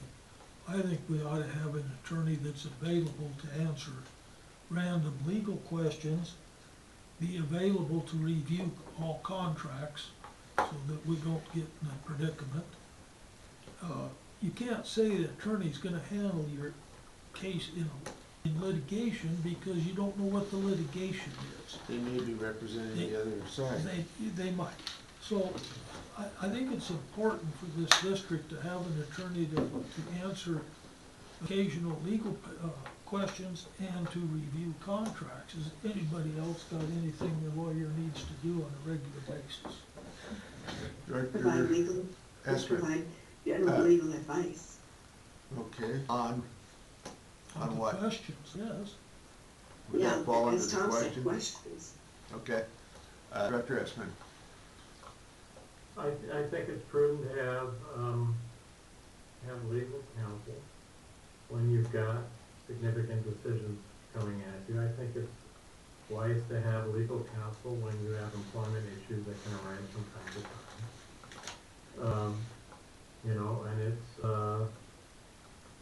I think it's, a prudent expenditure. I would hope that this district doesn't, foster more litigation. But that's within our control.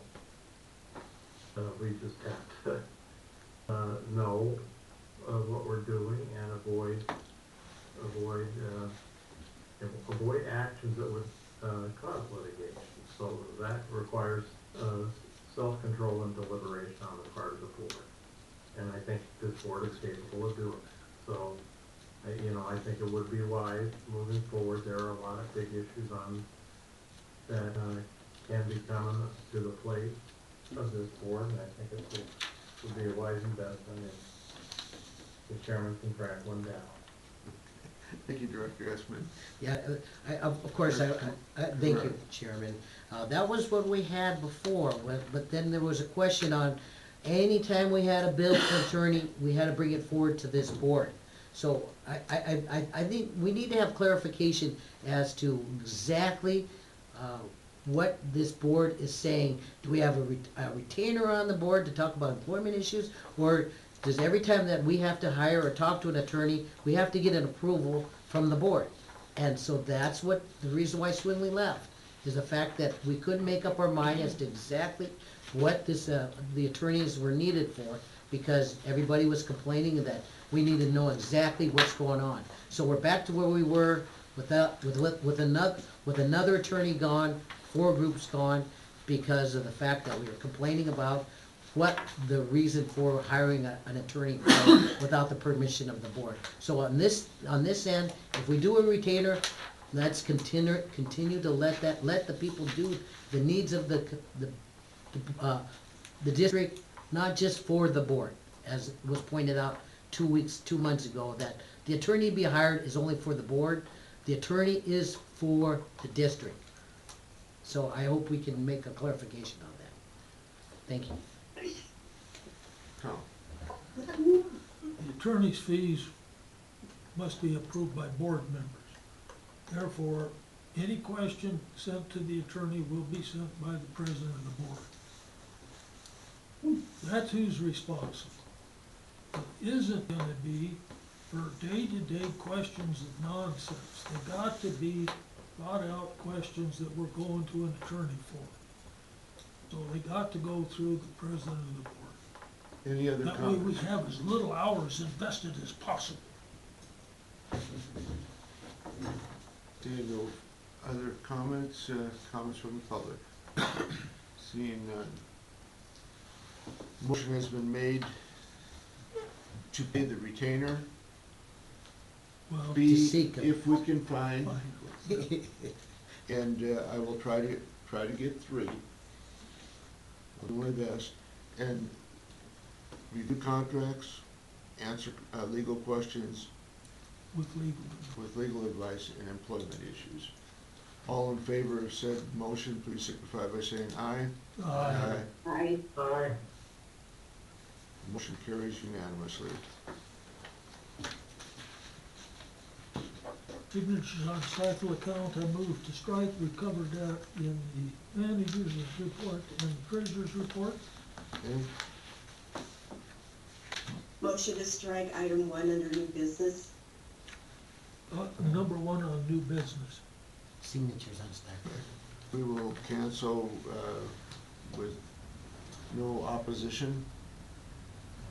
Seeing no opposition, item number 1 under new business is struck. And Pardon? who's the cost? Oh, I don't speak copies. Sorry. Signatures on the Randall and Hurley account. That is the employee retirement plan. The former manager was the only signature on that, so we must get at least 1 or 2 signatures. Laura, go ahead. I'd like to make a motion that we update the Randall Hurley account with the chair's signature and an attest by a separate individual. Secretary of the board. For state law. Do I hear a second on the I'll motion? second. It's been moved and second that the chairman and board secretary be the signers on the Randall Hurley account. All in favor, please signify by saying aye. I, Oh, excuse me. Aye. Public comment. Public comment, we forgot. Agreed. Okay. Any opposed? Motion carries unanimously. And need to do a little homework here. Okay, request for manager position. I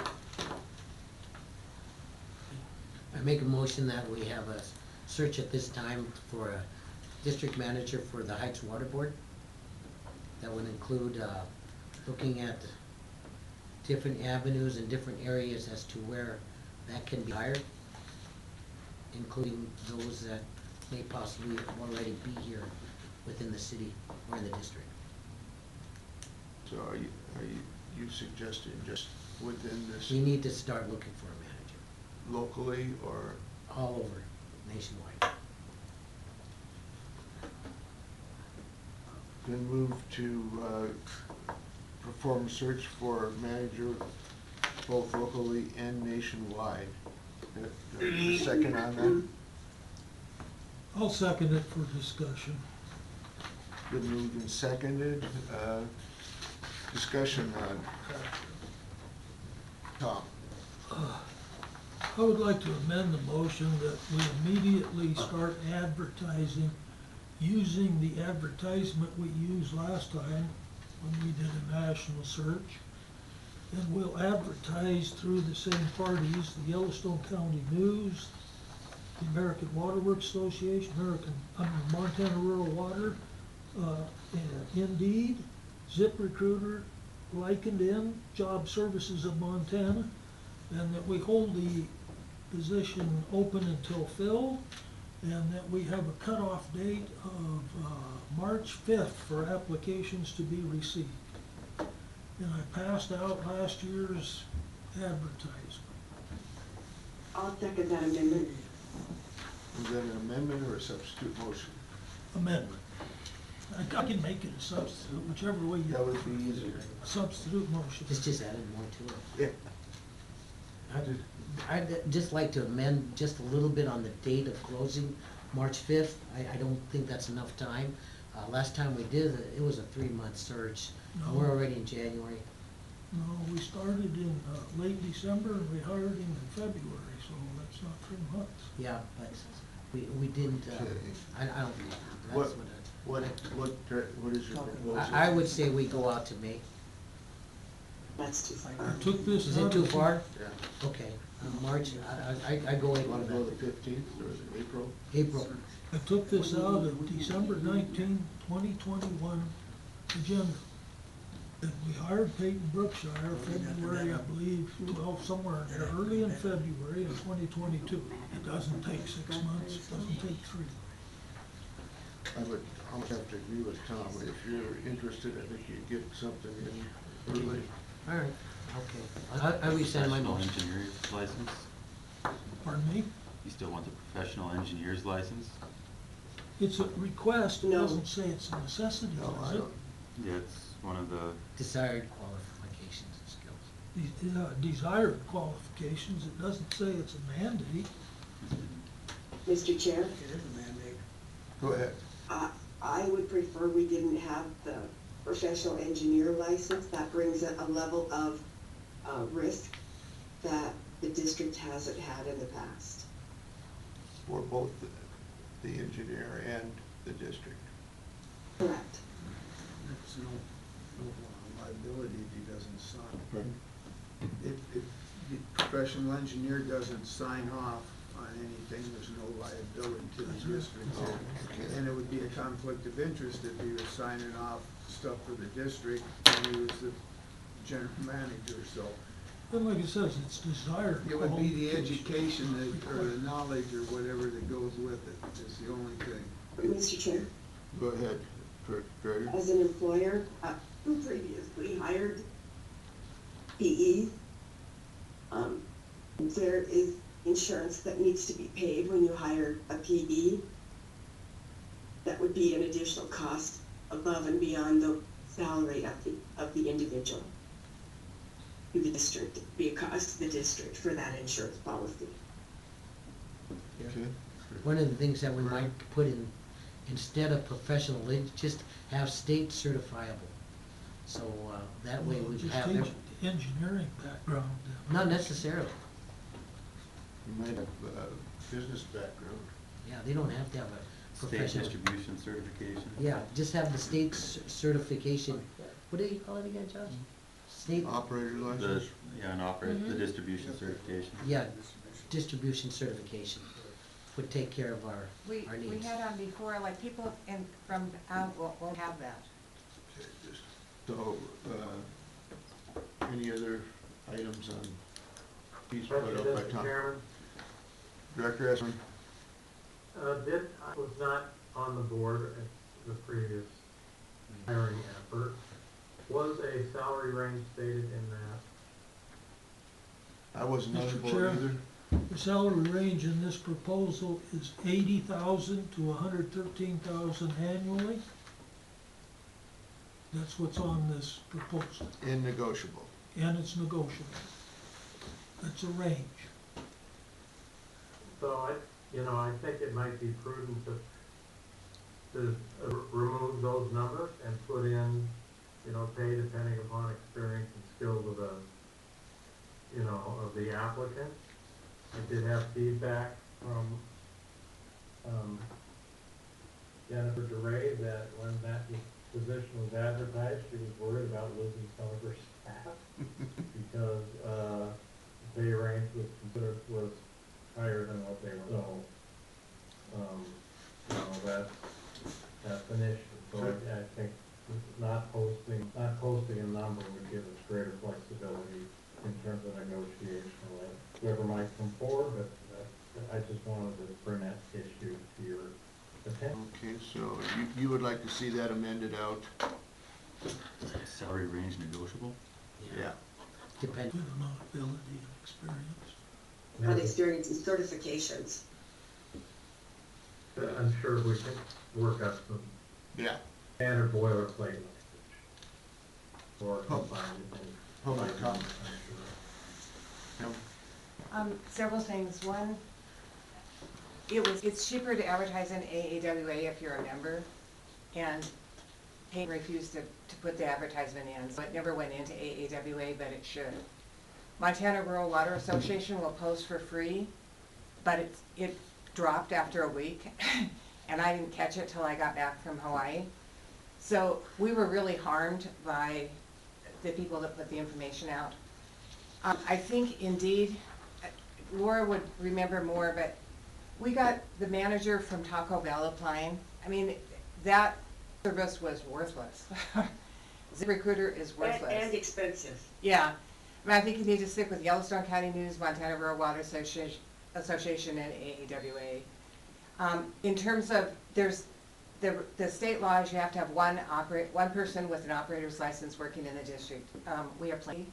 So if you're, and we had some really good applicants.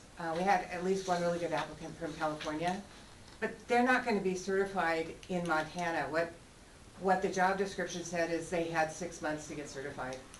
So I think the engineer is a great idea. We're paying over $400,000 a year to hire an engineer, way more than what Lockwood's paying, and they're a comparable size. I also think there's some real questions about why you need 2 full-time managers for 8 employees. I think you're way overstaffed in management. The other districts that I called that are closer in size, their assistant manager works in the field. He doesn't work in the office. So I think before you go out and hire, you need to have an evaluation of, are you overstaffed?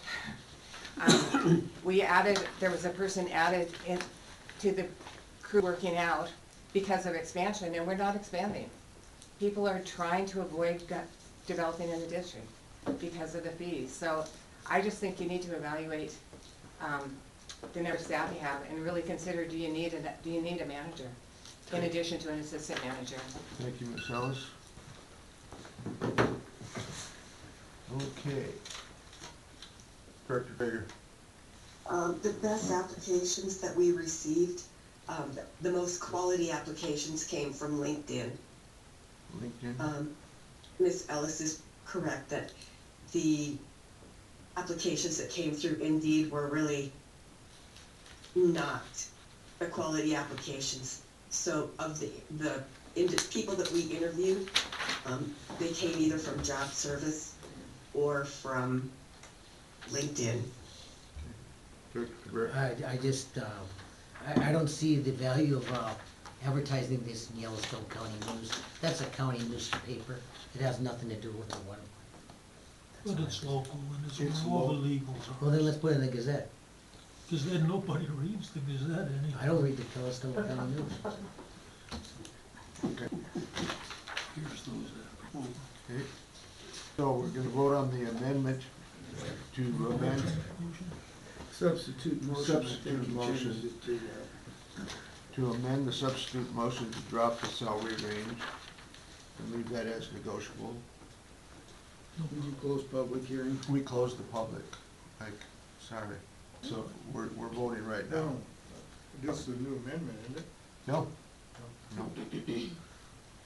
So the substitute motion was to, the amendment to the substitute motion was to amend out the salary range. Right. All in favor, please signify by saying aye. Aye. Aye. Amendment passes unanimously, and now the amended motion by Tom to basically follow this the old format. All in favor, please signify by saying aye. Question first. I, One question first. Did we decide on the date, ending date? We were gonna leave it Kind of as, up in the air. we're gonna leave it as March 5th. Okay. Okay? Any other questions on what we're voting on? One other point, last time, all of the resumes, et cetera, were sent to Montana Job Services and then forwarded to us. We should clarify this as to where we want these sent. Are we gonna use Montana Job Services again or have them sent directly to the board? We could change that a little bit. Because I left it blank where to submit to. Right. So, just making a note of what happened. Right. Okay, all in favor of substitute motion, please signify by saying aye. Aye. I, Aye. Motion passes unanimously.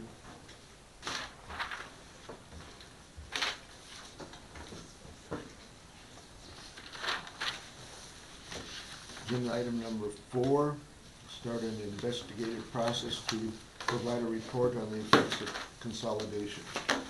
Frank?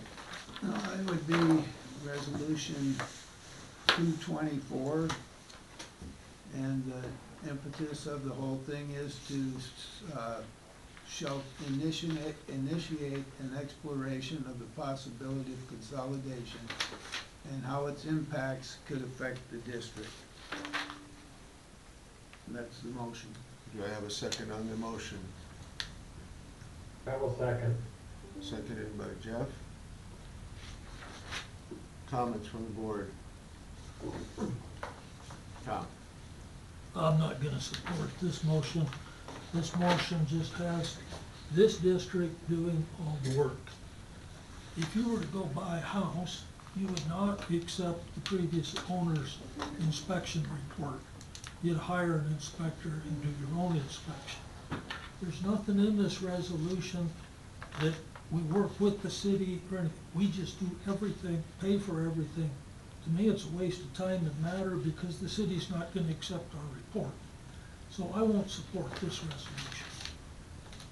Frank? Director Bowen, you brought this motion up 3 months ago. What changed? Brought up what's closer to resolution 324 a few months ago, where we work with the city to consolidate on par. That's what this other resolution 324 talks about. But this one does not work with the city. This one has just this district doing all the work. Oh, it doesn't say this. Where does it say that? It says, It just says the district's gonna do everything. Where does it say we're working with the city? it says shall initiate an exploration of the possibility of consolidation and how it impacts could affect the district. That means both entities will be working together. Just initiate an exploration of the possibility of consolidation, all done by the district. I can't support that. Okay, because we have to initiate. Okay, I don't want to Me. pay for Yeah, every. I'm gonna pose this one as well. Couple things is here we are gonna do something that we looked at 3 months ago to go back at it. The district wasn't at that time ready to even begin that with all the problems that we have in the district, and I'm supporting what Director Essman said and why he voted against it, that we're not ready. Second thing, here we're gonna do a process, and we don't even have an attorney on board. So that puts the liability on each and every one of us without an attorney as a retainer to see what's going on with this. So at this point, no way, and never. Laura? I agree with Ming and Tom. I will not support this motion, this resolution. We don't have attorneys for representation. We don't even know as a board whether or not our ratepayers would support being absorbed into the city. So if there's some question regarding this, I believe that we ought to put something on the ballot and let the voters tell us if they want us to pursue this. It's a small board, a small staff, and to spend time investigating something that we don't even know that our ratepayers are interested in, I think is a waste of everybody's time. So if we'd like to move forward with this, I think we need to have verbiage put on a ballot and let our ratepayers vote to see how willing they are to be absorbed by the city. Thank you.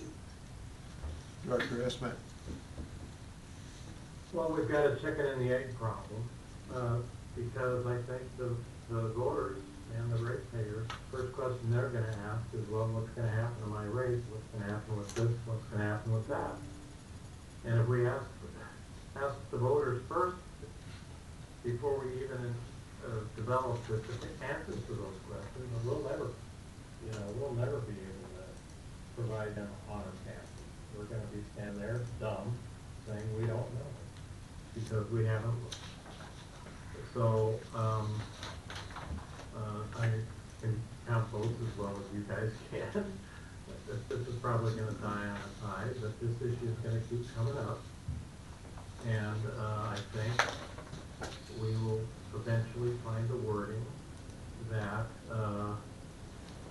that we can get 4 votes and get it passed. I think it will be prudent to get a lawyer and help help guide the process. I don't think we can, I think you can't, just as the Northwest Transmission Line requires study, any effort to consolidate this district with the city is gonna require study. And we are not in a position to say, here's how you have to accept this, to consolidate without performing a study. So I'm hoping that directors of fueling will be able to think about what are our appropriate terms so that we can do what's responsible for the ratepayers. That should be our primary concern going forward. And I'm going to support the motion and future motions in an effort to correct what I think was a historical mistake by the city of Billings made 60, 70 years ago. Thank you, Director Esmer. Public comment. I think it's a critical thing to move forward. It's clear that the district is currently in a position where the rates are gonna continue to escalate. And it's really, and 5,800 of the 6,000 ratepayers are in the city of Billings. I mean, you could go back to Tom's original wording if you want, but the law says the district has to initiate. So that's what the resolution says. It's obvious that you work with the city. It's obvious that the responsibilities will be shared. Jeff's correct, you can keep coming back, but at some point you're gonna have to deal with it because it's just not cost effective. Further comments? Mr. Mackey. 2 things. I believe that Jeff had a good idea here with, you need to study this further, because I guarantee you, it's gonna go to court. You don't even have a lawyer on board. And this will be class action suit against this guy. I can guarantee you that. Now, as far as giving information to the public, it'd be a great idea if you come up with some rates, maybe to help out the process, and let the people vote on it. I mean, those rates don't mean nothing. The city hasn't even given us a rate increase yet. They haven't come back with us for anything. So why would we go with somebody that isn't willing to give us a rate study or something that we can put our hand on? People aren't going to go for that. I can guarantee you that. They ain't going to come up here and just say, "Oh yeah, we're going to trust the city." The city hasn't done a thing for us up here, not one thing. And they're not going to go for this either. So you can make up your mind, and I guarantee you, the people that are gonna vote down, it's gonna go to court. You're gonna drag out the district out in court for months on this deal. Thank you, Mr. Mackey. Any further comments from the public? Any comments from, I'm technically part of the public. yes, you are. Go ahead. You got 2 minutes. I like it. Okay. Please I have stand over here. Oh, do I really? Okay, so my question, you guys are talking about hiring a general manager to come and work in the district. Possibly somebody who's coming from God knows where. To work in a district that you're talking about also potentially consolidating with the city of Billings and may or may not have a job if that were to happen. My question is, maybe we should get our ducks in a row before we decide to try and work on consolidating. That is for the board to disclose to the application the people that apply. And that is totally the board's responsibility on that. Mike, All right, so when you take the job here as a director, you work for the people out there, the customers. So I sat down and I did a little bit of a rate comparison. 3,000 gallons for the city is $21.65 a month. Heights, $29.45. 5,000 gallons, $30.35 for the city. Heights, $43.95. And for those that won't be in the city, but in the county area, and the city's got them right now. So outside the city, if you do 3,000 gallons, and you live outside the city, you pay $22.82. If you live in the Heights right now, you pay $29.45. So you're gonna be saving $6.63, even if you're outside the city limits. That increase on the 5,000 gallons is 44% higher in the Heights rates than the city rate. Now, is that working for the customer? By saying, we're gonna charge you 44% more. And then the one big thing that I heard several people get up and say is, the job for the district is to provide good drinking, clean, potable water. Guess what? Water's not gonna change, because it's coming from the same source. It's the same water. It doesn't make any difference. The city's supplying the water, so if we go with the city or not with the city, you're still gonna be drinking the same water. And it's just, and it's gonna keep going up. This Northwest transmission line, if we have to put that in, that's another $11 or $8, $8.50 a month more on top of this. And then we got line replacement that we might have to start doing, because a lot of these lines have been in 65 years already. Do we got that figured in any place in our rates to replace lines? Nope. So we're supposed to be working for the customer. That's who we're up here for, is working for the customer. If you're charging them more, is that working for them? Not really. Yeah, I thank you for your work, Director Ewald, but you're comparing rates now. We don't know what the city's gonna charge once they take this over. Obviously, those are numbers that make sense for what city is and versus what what we're paying now. But we don't know what they're gonna charge. And obviously, city's gonna come up with their numbers to do that. What about all the other things that we have, like the tanks and everything else that have been part of this city?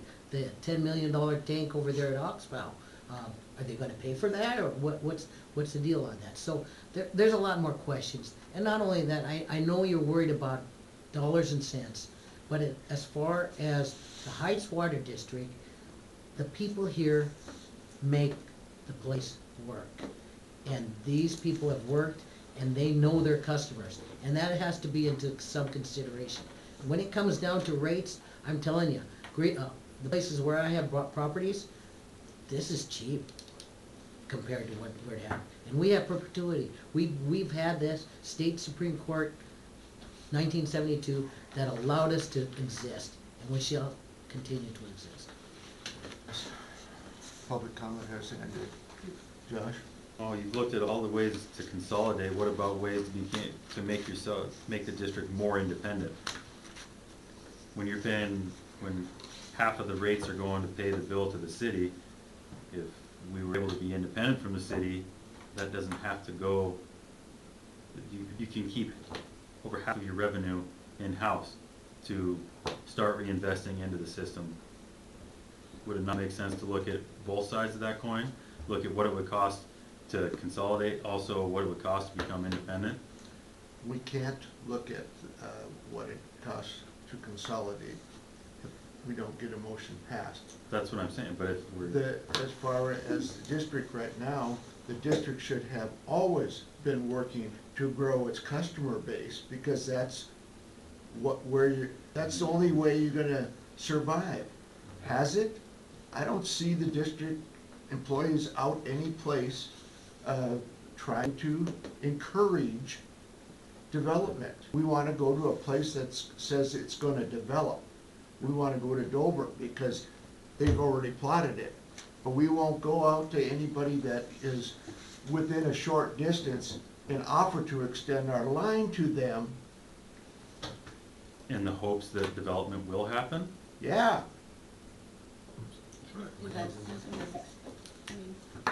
the customer is gonna be paying for it. The customer may want it. You don't know what the customer wants unless you talk to them. Oh. And you guys say you talk to the customers, so you should have that answer. Well, I can tell you right now that Antelope Hills wants to develop, but they're outside of the service boundary. So, Where's that little pills? She was on the. Evanston going up. on Bitterroot, On the north right of, side. north of R11, Oh, that Antelope. Mm-hmm. there's a whole subdivision there that would come in, but Okay, Mr. Chair. back to the, So we're throwing all this stuff around, Mhm. and that's all this thing is saying. Let's, Look at it. let's take a look at it. It doesn't tie anybody to anything, it's just Nope. an It investigation. says that we'll investigate. Is there any possibilities? If not, does it work? It looks like the board just wants to sit on its hands and do nothing. Nothing will, So if you can't investigate, you'll never go anyplace. nope. Gotta have a plan. If you don't have a plan, you run around in circles. So Looking for- we'll call the roll call vote. Want to withdraw your motion? I'm gonna withdraw my motion. It's been moved to withdraw the motion. Jeff, would you want to withdraw your second? I will at the request of the sponsor. Thank you, Jeff. With that, our agenda is complete and we are adjourned.